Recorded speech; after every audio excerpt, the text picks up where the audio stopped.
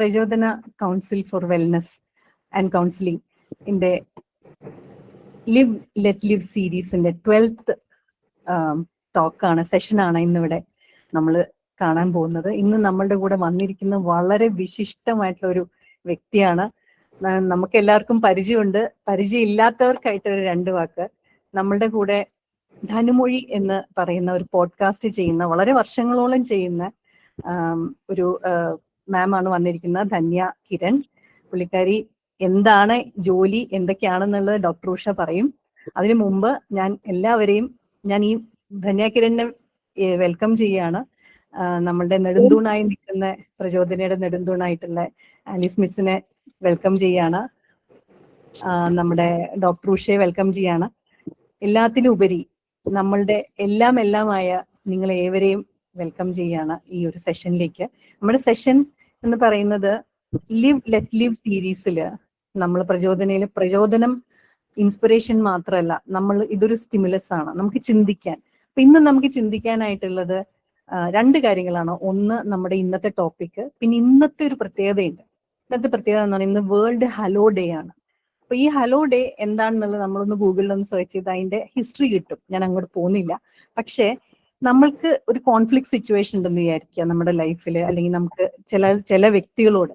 അപ്പൊ അവരോട് ഒന്നൊരു ഹലോ പറയാനുള്ള ഒരു ദിവസമാണ്. ഒന്ന് കുശലം പറയുക, ഒന്ന് നോർമലൈസ് ചെയ്യുക, നമ്മുടെ കോൺഫ്ലിക്ട് സിറ്റുവേഷനെ ഒന്ന് മിറ്റിഗേറ്റ് ചെയ്യുക. അങ്ങനത്തെ ഒരു ദിവസമാണ് ഇന്ന്. അപ്പൊ അതും നമ്മളുടെ ഈ ഫ്യൂവലിംഗ് യുവർ സെൽഫ് എന്ന് പറഞ്ഞ ഇന്നത്തെ ടോപ്പിക്കുമായിട്ട് വളരെ ചേർന്ന് നിൽക്കുകയാണ്. അപ്പോൾ നമുക്ക് ഒരുപാട് ചിന്തിക്കാനായിട്ടുള്ള എന്താ പറയാ, കുറെ ഇൻസ്പയറിങ് ആൻഡ് നമ്മളെ ഗെറ്റ് ഗോയിങ് ചെയ്യാനായിട്ടുള്ള കുറെ തോട്ട്സും കുറെ ഐഡിയാസും ആയിട്ടാണ് ധന്യ മാം വന്നിരിക്കുന്നത്. അപ്പം welcome ma'am, welcome to the session. Thank you so much. Thank you. And I hand over to Dr. Usha for officially introducing Dhanya Kiran. Thank you, Ranjini Jeji. Officially introducing the speaker of the day. പ്രചോദനയ്ക്ക് വളരെ പ്രിയപ്പെട്ട ഒരു വ്യക്തിയാണ്. മുമ്പ് കണ്ടിട്ടില്ലാത്തവർക്കായിട്ട് ഞങ്ങൾ വീണ്ടും ഒരു ഓർമ്മപ്പെടുത്തൽ മാത്രമാണിത്. മനോരമയിലെ journalist ആണ്. ബൈ പ്രൊഫഷൻ അതാണെങ്കിലും അതിനേക്കാൾ ഉപരിയായിട്ട് പാഷനേറ്റ് ആയിട്ട് ചെയ്യുന്ന നല്ലൊരു ഡാൻസറാണ്. ധനുമൊഴി എന്ന് പറഞ്ഞ പോഡ്കാസ്റ്റിന്റെ കാര്യം രഞ്ജന ചേച്ചി സൂചിപ്പിച്ചു. ഇപ്പൊ ഞങ്ങൾ കൗതുകത്തോടെ നോക്കുന്നത് ഓരോ ദിവസവും വരുന്ന സ്റ്റാറ്റസിലുള്ള ഫോട്ടോസും ആ ഫോട്ടോസിന് കൊടുക്കുന്ന എക്സ്പ്ലനേഷൻ, കൊടുക്കുന്ന വാക്കുകളും വളരെ മനോഹരമായിട്ട് ക്രിയേറ്റീവായിട്ട് അതിൽ നിന്ന് നമുക്കൊരു മെസ്സേജ് ലൈഫിലേക്ക് എടുക്കാനുള്ളതുമായിട്ടാണ് ഇപ്പൊ മുന്നോട്ട് പോയിക്കൊണ്ടിരിക്കണേന്നാണ് ഞങ്ങൾ മനസ്സിലാക്കുന്നത്. തീർച്ചയായിട്ടും ആ ഒരു പ്രൊഫഷൻ കൂടാതെയുള്ള പാഷന്റെ ഒരു ആഫ്റ്റർ ഇഫക്റ്റ് തന്നെയാണ് പ്രചോദനയിലൂടെ, ധനുമൊഴിയിലൂടെ നമ്മൾക്ക് ഓരോരുത്തർക്കും കിട്ടുന്ന ഈ ഇന്ധനം. അപ്പൊ തീർച്ചയായിട്ടും ഫ്യൂൽ യുവർ സെൽഫ്, ജീവിക്കാൻ അനുവദിക്കുക എന്ന് പറയുന്ന ടോപ്പിക്കില് നമ്മൾ തുടക്കത്തിൽ പറയുമായിരുന്നു. ഈ ലിവ് ലെറ്റ് ലിവ് സീരീസിൽ തന്നെ 3ാമത്തെ സെഷനാണ് എടുക്കുന്നത്. ധന്യ ഞങ്ങളുടെ കൂടെ ജോയിൻ ചെയ്തത് ക്രിയേറ്റീവ് തിങ്കേഴ്സ് എന്ന് പറയുന്ന ഗ്രൂപ്പിന്റെ 1st ആനിവേഴ്സറിക്ക്, അതായത് കൊറോണയുടെ സമയത്ത് ഒരു കൂട്ടം ആൾക്കാര് ഇൻസൈറ്റ് ഷെയർ ചെയ്യുന്ന ഒരു ഗ്രൂപ്പ്. അന്ന് ഒത്തുപിടിച്ചാൽ നമുക്ക് മലയും പോരും എന്ന് പറയുന്ന ആ ഒരു ഒത്തൊരുമയുടെ ഒരു കഥയാണ് നമ്മളിലേക്ക് എത്തിച്ചതെങ്കിൽ, പിന്നീട് തോൽവിയും നമ്മളും തമ്മിൽ യങ് അഡലസൻസിന് വേണ്ടിയിട്ട് ഒരു ഇൻസൈറ്റ്. കാരണം എന്ന് വെച്ച് കഴിഞ്ഞാൽ തോൽക്കാനാണ് നമുക്ക് എല്ലാവർക്കും ബുദ്ധിമുട്ട്. ഇതെന്തുകൊണ്ടാണ് വീണ്ടും ഈ 7 ടോക്ക് റിമൈൻഡ് ചെയ്യിക്കണേ വെച്ച് കഴിഞ്ഞാല്, ഇന്നത്തെ ഫ്യൂവൽ യുവർ സെൽഫ് കഴിഞ്ഞു കഴിയുമ്പോൾ നിങ്ങൾക്ക് ഓരോരുത്തർക്കും, ഇതിന്റെ റെക്കോർഡിംഗ് കേൾക്കുന്നവർക്കും വീണ്ടും സെർച്ച് ചെയ്ത് പോയി കഴിഞ്ഞാൽ ഇതിനു മുമ്പുള്ള എല്ലാത്തിനും നമുക്ക് ക്ഷമയോടുകൂടി നമുക്ക് പല കാര്യങ്ങളും ലേൺ ചെയ്യാൻ സാധിക്കും. കാരണം ഞങ്ങൾക്ക് വരുന്ന കൗൺസിലിംഗിൽ വരുന്ന ക്ലയൻസിന് ഇതിനു മുമ്പ് എടുത്ത സെഷൻസ്, ഇമോഷണൽ ബോണ്ടേജ് എന്ന് പറയുന്നത്, സൊല്യൂഷൻസ് ടു വറീസ് എന്ന് പറയുന്നത്, ഇതെല്ലാം ഞങ്ങൾ സജസ്റ്റ് ചെയ്ത് കൊടുക്കാറുണ്ട്. അവർ കേൾക്കാറുണ്ട്. അതിൽ നിന്നുള്ള ഒരുപാടധികം ആശയങ്ങൾ അവർക്ക് ഉൾക്കൊണ്ട് അവരുടെ ലൈഫ് ബെറ്റർ ആവാറുണ്ട്. അപ്പൊ ഈ കേട്ടുകൊണ്ടിരിക്കുന്ന എല്ലാവർക്കും വീണ്ടും ഈ പഴയതാണെങ്കിലും അത് കേൾക്കാൻ ഒരു സ്റ്റിമുലസ് ഈ ഒരു ഇൻട്രൊഡക്ഷൻ പാർട്ടിൽ പറഞ്ഞു വെക്കുകയാണ്. Now A teacher never teachers എന്ന് പറയും, സ്റ്റുഡന്റ് ലേൺസ് എന്നുള്ളതാണ്. സാക്കിർ ഹുസൈൻ ഒരു ഷോർട്ട് വീഡിയോയില് പറഞ്ഞിട്ടുള്ള ഒരു കാര്യമാണ്. കാരണം എന്ന് വെച്ച് കഴിഞ്ഞാല് ടീച്ചർ ഇങ്ങനെ ഒരു നോളേജിന്റെ ഒരു റിവർ പോലെയാണ്. ഇതെന്തുകൊണ്ടാണ് ഇവിടെ പറയണേ വെച്ച് കഴിഞ്ഞാല് ഇപ്പൊ നമുക്ക് അനർഗള നിർഗളമായിട്ട് ഒരു നോളേജിന്റെ പുഴ ഒഴുകും. അതിൽ സക്കീർ ഹുസൈൻ പറഞ്ഞിട്ടുള്ള ഒരു കാര്യം എനിക്ക് വളരെ ഇഷ്ടപ്പെട്ട എന്താ വെച്ച് കഴിഞ്ഞാല് അങ്ങനെ ഒഴുകുമ്പോ നമ്മുടെ ആവശ്യത്തിനനുസരിച്ച് സ്പൂണിലോ കയ്യിലോ കപ്പിലോ ബക്കറ്റിലോ കോരിയെടുക്കുക. അതാണ് ആസ് ഇൻട്രൊഡ്യൂസ് ചെയ്യുന്ന ഒരു പേഴ്സൺ എന്നുള്ള നിലയ്ക്ക് എനിക്ക് നിങ്ങൾ ഓരോരുത്തരോടും പറയാനുള്ളത്. നൗ ഒഫീഷ്യലി ധന്യ മാമിനെ നമ്മുടെ ഈ ഒരു സെഷനിലേക്ക് ഇൻട്രൊഡ്യൂസ് ചെയ്യാണ്. Now the stage is yours. Thank you, Usha. Thank you so much. Thank you, Ranjani, for welcoming me. എനിക്ക് എന്താ ഉഷ ഒരു ഇത്തിരി എക്സൈറ്റഡ് ആൻഡ് എക്സാജറേറ്റ് ചെയ്തിട്ടാണോ പറഞ്ഞതെന്ന് എനിക്കൊരു സംശയമുണ്ട്. I don't know. But anyway ഭയങ്കര സന്തോഷമുള്ള ഒരു കാര്യം എന്താ വെച്ചാല് നമ്മൾ കൊടുക്കണ ഒരു വസ്തു അതെന്തോ ആയിക്കോട്ടെ, ആ വസ്തുവിനെ അത് വാങ്ങുന്നയാള് എങ്ങനെ ഉപയോഗിക്കുന്നു നമ്മൾ നോക്കാൻ പാടില്ല എന്നാണ്. നമ്മൾ കൊടുക്കുക ആൻഡ് ഫയൽ ആൻഡ് ഫോർഗെറ്റ്. ഞങ്ങൾ ജേർണലിസ്റ്റിനോട് എപ്പോഴും പറയുന്ന ഒരു കാര്യം അതാണ്. നമ്മൾ കൊടുത്ത ഒരു സ്റ്റോറി അത് പോയോ എന്ന് ചോദിക്കാൻ പാടില്ല എന്നാണ്. File and forget. നമ്മളത് ചെയ്യുക, അത് വിട്ടുകളയാം. അത് എടുത്തുവോ, അത് ഉപയോഗിച്ചുവോ, അത് ചോട്ടയിലിട്ടോ, അങ്ങനൊന്നും നമ്മൾ അന്വേഷിക്കാൻ പാടില്ല എന്നാണ് മോഡേൺ ജേർണലിസം പറയണത്. പക്ഷെ അങ്ങനെ അല്ലാത്ത ആളുകളും ഉണ്ട് കേട്ടോ. പക്ഷെ നമ്മൾ കൊടുക്കണ ഒരു സാധനം നമ്മുടെ കൺമുമ്പില് ആളുകൾ നന്നായിട്ട് ഉപയോഗിക്കുന്നത് കാണുന്നതാണ് നമുക്ക് ഏറ്റവും ഇഷ്ടം, അല്ലെ? ഇപ്പൊ നമ്മളൊരു ഫ്രണ്ടിന് ഒരു ഗിഫ്റ്റ് കൊടുത്തു, ഒരു ഡ്രസ്സ് കൊടുത്തു. ആ ഡ്രസ്സ് അയാൾ ഇടയ്ക്കിടയ്ക്ക് ഇങ്ങനെ ഇട്ട് വരുന്നത് കാണുന്നത് നമുക്ക് വല്ലാത്തൊരു സന്തോഷമാണ്, അല്ലെ? മനുഷ്യരൊക്കെ അത്തരം ചെറിയ ചെറിയ കാര്യങ്ങളിൽ സന്തോഷിക്കാനും ചെറിയ ചെറിയ കാര്യങ്ങളിൽ ദുഃഖിക്കാനും ഒക്കെ ശീലിച്ചവരായിട്ടാണ് നമ്മളെ ഭൂമിയിലേക്ക് വിട്ടിട്ടുള്ളത് എന്നാണ് പറയണത്. പക്ഷെ നമ്മൾ പലപ്പോഴും നമ്മൾ കുറേയും കൂടി മെച്ചുവേർഡ് ആണ്, അല്ലെങ്കിൽ നമ്മൾ കുറെ കൂടി ബുദ്ധിജീവികളാണ് എന്നൊക്കെ ധരിപ്പിക്കാൻ, ആരെയൊക്കെയോ ബോധിപ്പിക്കാൻ വേണ്ടിയിട്ടാണ് ഇതൊന്നും എനിക്ക് ബാധകല്ല എന്നുള്ള രീതിയിൽ നടക്കണം. പക്ഷെ മനുഷ്യന്റെ ഒരു ബേസിക് നേച്ചർ അതാണ്. അപ്പൊ ഞാൻ ഇതിനു മുമ്പ് പറഞ്ഞ കാര്യങ്ങളൊക്കെ തന്നെയും പറയുമ്പോ എന്നെ ഉഷ ഇൻട്രൊഡ്യൂസ് ചെയ്ത് കഴിഞ്ഞാല്, അല്ലെങ്കിൽ ആലിസ് മാം എന്നെ ഇൻട്രൊഡ്യൂസ് ചെയ്ത് കഴിഞ്ഞാൽ പലപ്പോഴും ഞാൻ ആദ്യമേ എടുക്കുന്ന ഒരു ജാമ്യമുണ്ട്. ആ ജാമ്യം എന്ന് പറയുന്നത് എനിക്ക് ഇത്തരത്തിലുള്ള നോളജുകൾ വായിച്ചോ അല്ലെങ്കിൽ എവിടെയെങ്കിലും ഇങ്ങനെ സ്പോണ്ടേനിയസ് ആയിട്ട് ഇങ്ങനെ, അല്ലെങ്കിൽ നമ്മൾ കൺസിസ്റ്റന്റ് ആയിട്ട് എവിടെയെങ്കിലും കണ്ടോ ഒന്നും ഉള്ള അറിവില്ല. I take all the all the things from a university called അനുഭവം. അനുഭവമാണ് എന്റെ യൂണിവേഴ്സിറ്റി. എനിക്ക് അതിൽ നിന്ന് ഞാൻ കണ്ടത്, ഞാൻ ഒബ്സർവ് ചെയ്തത്, ഞാൻ എൻ്റെ ചുറ്റിലും ഉള്ളതിൽ നിന്ന് മനസ്സിലാക്കിയത്, ഞാൻ ശ്രദ്ധിച്ചത്, ഞാൻ കേട്ടിരുന്നത്, ഞാൻ കടന്നുപോയത്, എന്നോട് പറഞ്ഞു കേട്ടത്, അങ്ങനെയായിട്ടുള്ള കാര്യങ്ങളിൽ നിന്ന് കിട്ടിയ അറിവുകൾ മാത്രമാണ്, അല്ലെങ്കിൽ അനുഭവങ്ങൾ മാത്രമാണ് ഞാൻ ഷെയർ ചെയ്തിട്ടുള്ളൂ. അല്ലാതെ ഒരു ഇമോഷണൽ മാറ്റേഴ്സ് ഒക്കെ ഡിസ്കസ് ചെയ്യുന്ന ഒരു പുസ്തകമോ ഒരു വീഡിയോയോ അല്ലെങ്കിൽ ഏതെങ്കിലും ഒരു ഹെൽത്ത് ജേർണലോ അല്ലെങ്കിൽ ഒരു മെന്റൽ ജേർണലോ ഒന്നും പഠിച്ചിട്ടല്ല ഞാൻ ഒരിക്കലും നിങ്ങളുടെ ഇടയിൽ പ്രസന്റ് ചെയ്തിട്ടുള്ളത്. പക്ഷെ എനിക്ക് തോന്നുന്നു അതൊക്കെ തന്നെയും ഒരു അക്കാഡമിക് ലെവലിൽ അത് ആവശ്യമാണ് അത്തരം വർക്ക് ചെയ്യുന്ന ആളുകൾക്ക്. പക്ഷെ അതിനെക്കാട്ടിയൊക്കെ ഉപരിയായിട്ട് മനുഷ്യരും തമ്മിൽ സംസാരിക്കുകയാണല്ലോ. അപ്പൊ ഈ മനുഷ്യരും തമ്മിൽ സംസാരിക്കുമ്പോൾ ഏറ്റവും എളുപ്പത്തിൽ നമുക്ക് റിസീവബിൾ ആയിട്ടുള്ള ഏറ്റവും ഗുഡ് സിഗ്നൽ എന്ന് പറയില്ലേ, നമ്മൾ ആന്റിനയിലേക്ക് കൊടുക്കുമ്പോൾ ആന്റിനയിൽ ഏറ്റവും സ്ട്രോങ് ആയിട്ടുള്ള സിഗ്നൽ എന്ന് പറയുന്നത് നമ്മുടെ അനുഭവങ്ങളാണ്, നമ്മൾ കടന്നുപോയിട്ടുള്ള അനുഭവങ്ങളാണ്. എന്തോ ഞാൻ എപ്പോഴും വിചാരിക്കുന്നത് നമ്മുടെ ചുറ്റിലും ഒരു കോസ്മിക് എനർജി ഉണ്ട്, അല്ലെ? ആ കോസ്മിക് എനർജി എനിക്ക് സമ്മാനിച്ചിട്ടുള്ള ഏറ്റവും വലിയ ഗുണം എന്ന് പറയുന്നത് എൻ്റെ ഈ 44 വയസ്സിനിടയ്ക്ക് ഒരുപാട് അനുഭവങ്ങളിലൂടെ കടന്നു പോവാനായിട്ട് സാധിച്ചിട്ടുണ്ട്. ജീവിതത്തിന്റെ ഏറ്റവും ഇപ്പൊ നമ്മള് ഒരു വഴിയുടെ ആ അറ്റവും ഈ അറ്റവും എടുക്കുകയാണെങ്കിൽ ഈ രണ്ട് അറ്റത്തിന്റെയും അങ്ങ് ടോപ്പിൽ വരെ പോയി മുട്ടാനുള്ള ഒരു സാഹചര്യം എനിക്ക് ഈ എൻ്റെ 44 വയസ്സിന്റെ ഇടയ്ക്ക് എനിക്ക് കിട്ടിയിട്ടുണ്ട് എന്നുള്ളതാണ് എൻ്റെ ലൈഫിൽ ഞാൻ അനുഭവിച്ചിട്ടുള്ള ഒരു കാര്യം. അപ്പൊ അതുകൊണ്ട് അനുഭവങ്ങളുടെ ഒരു ശേഖരം എൻ്റെ കയ്യിലുണ്ട്. ആ ശേഖരത്തിൽ നിന്ന് ഒരുപക്ഷെ ഞാൻ മുമ്പ് പറഞ്ഞിട്ടുള്ളതാവാം, അതല്ലെങ്കിൽ പുതിയതാവാം, അതാണ് ഞാൻ വീണ്ടും ഷെയർ ചെയ്യുന്നത്. അപ്പം മുമ്പേ പറഞ്ഞിട്ടുള്ളതാണല്ലോ എന്ന് തോന്നുന്നവർക്ക് അത് ഒന്നും കൂടെ ഒന്ന് റിഫ്രഷ്ഡ് ഫ്യൂവൽ ആയിക്കോട്ടെ. ആദ്യമായിട്ട് കേൾക്കുന്നവർക്ക് you can fuel yourself, I believe so. ഞാൻ 2 അനുഭവങ്ങൾ പറഞ്ഞു തുടങ്ങാം. നമ്മള് ഒരു തദ്ദേശ സ്വയംഭരണ തെരഞ്ഞെടുപ്പൊക്കെ നടക്കുന്ന ഒരു കാലത്താണ് നമ്മൾ സംസാരിക്കുന്നത് അല്ലെ. നമ്മുടെ ചുറ്റിലും നോക്കിയാൽ എവിടെ നോക്കിയാലും ഒരു തെരഞ്ഞെടുപ്പിന്റെ അന്തരീക്ഷം ആണ് ഇപ്പോൾ ഉള്ളത്.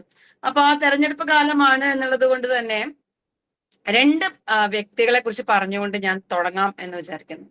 ഒന്ന് കെ കരുണാകരൻ, നമ്മുടെ മുൻ മുഖ്യമന്ത്രി ആയിരുന്ന കെ കരുണാകരൻ. ഒരുപക്ഷെ ഞാൻ ഈ അനുഭവം നിങ്ങൾക്ക് ഷെയർ ചെയ്തിട്ടുണ്ടാവാം ഇതിനു മുമ്പ്. ഞാൻ എന്തായാലും എന്റെ പോഡ്കാസ്റ്റിൽ ഞാനത് ഷെയർ ചെയ്തിട്ടുണ്ട്. ഞാൻ എല്ലായിടത്തും ഷെയർ ചെയ്യുന്ന ഒരു കാര്യവും കൂടിയാണത്. ഞാൻ ഒരിക്കല് പത്മജ വേണുഗോപാലിന്റെ ഇന്റർവ്യൂ എടുക്കാൻ വേണ്ടി ചെന്ന സമയത്ത് കുറെ കാര്യങ്ങൾ ഇങ്ങനെ സംസാരിച്ചു. അപ്പോ ഞാൻ കൂടുതലായിട്ടും കരുണാകരന്റെ ഇൻഫ്ലുവൻസ് എന്താണ്, ഒരു അച്ഛൻ എന്ന നിലയ്ക്കും ഒരു രാഷ്ട്രീയക്കാരൻ എന്ന നിലയ്ക്കും അദ്ദേഹത്തിന്റെ ഇൻഫ്ലുവൻസ് എന്താണ് പത്മജയിലുള്ള, അതായിരുന്നു എന്റെ ത്രെഡ് ഓഫ് ദ ഇന്റർവ്യൂ.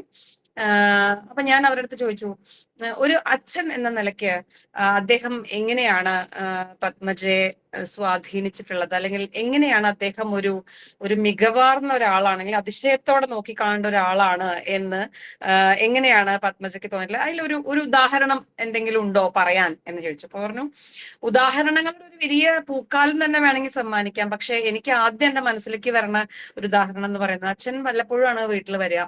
അപ്പൊ അച്ഛൻ വീട്ടിൽ വരുന്ന സമയത്ത് മാക്സിമം ഞങ്ങളുടെ കൂടെ ഇരിക്കാനും ഞങ്ങളെന്നെ കളിപ്പിക്കാനും ഒക്കെ ആയിട്ട് ഇതാക്കും. അപ്പൊ അപ്പോഴും ഞാനാണ്, അതായത് പത്മജയാണ് ഏറ്റവും കൂടുതൽ അദ്ദേഹത്തിന്റെ ഒപ്പം ഇരിക്കുകയും അദ്ദേഹത്തിന്റെ അനുഭവങ്ങളെ പറ്റി കേൾക്കാനായിട്ട് ശ്രമിക്കുകയും ഒക്കെ ചെയ്യുന്നത്.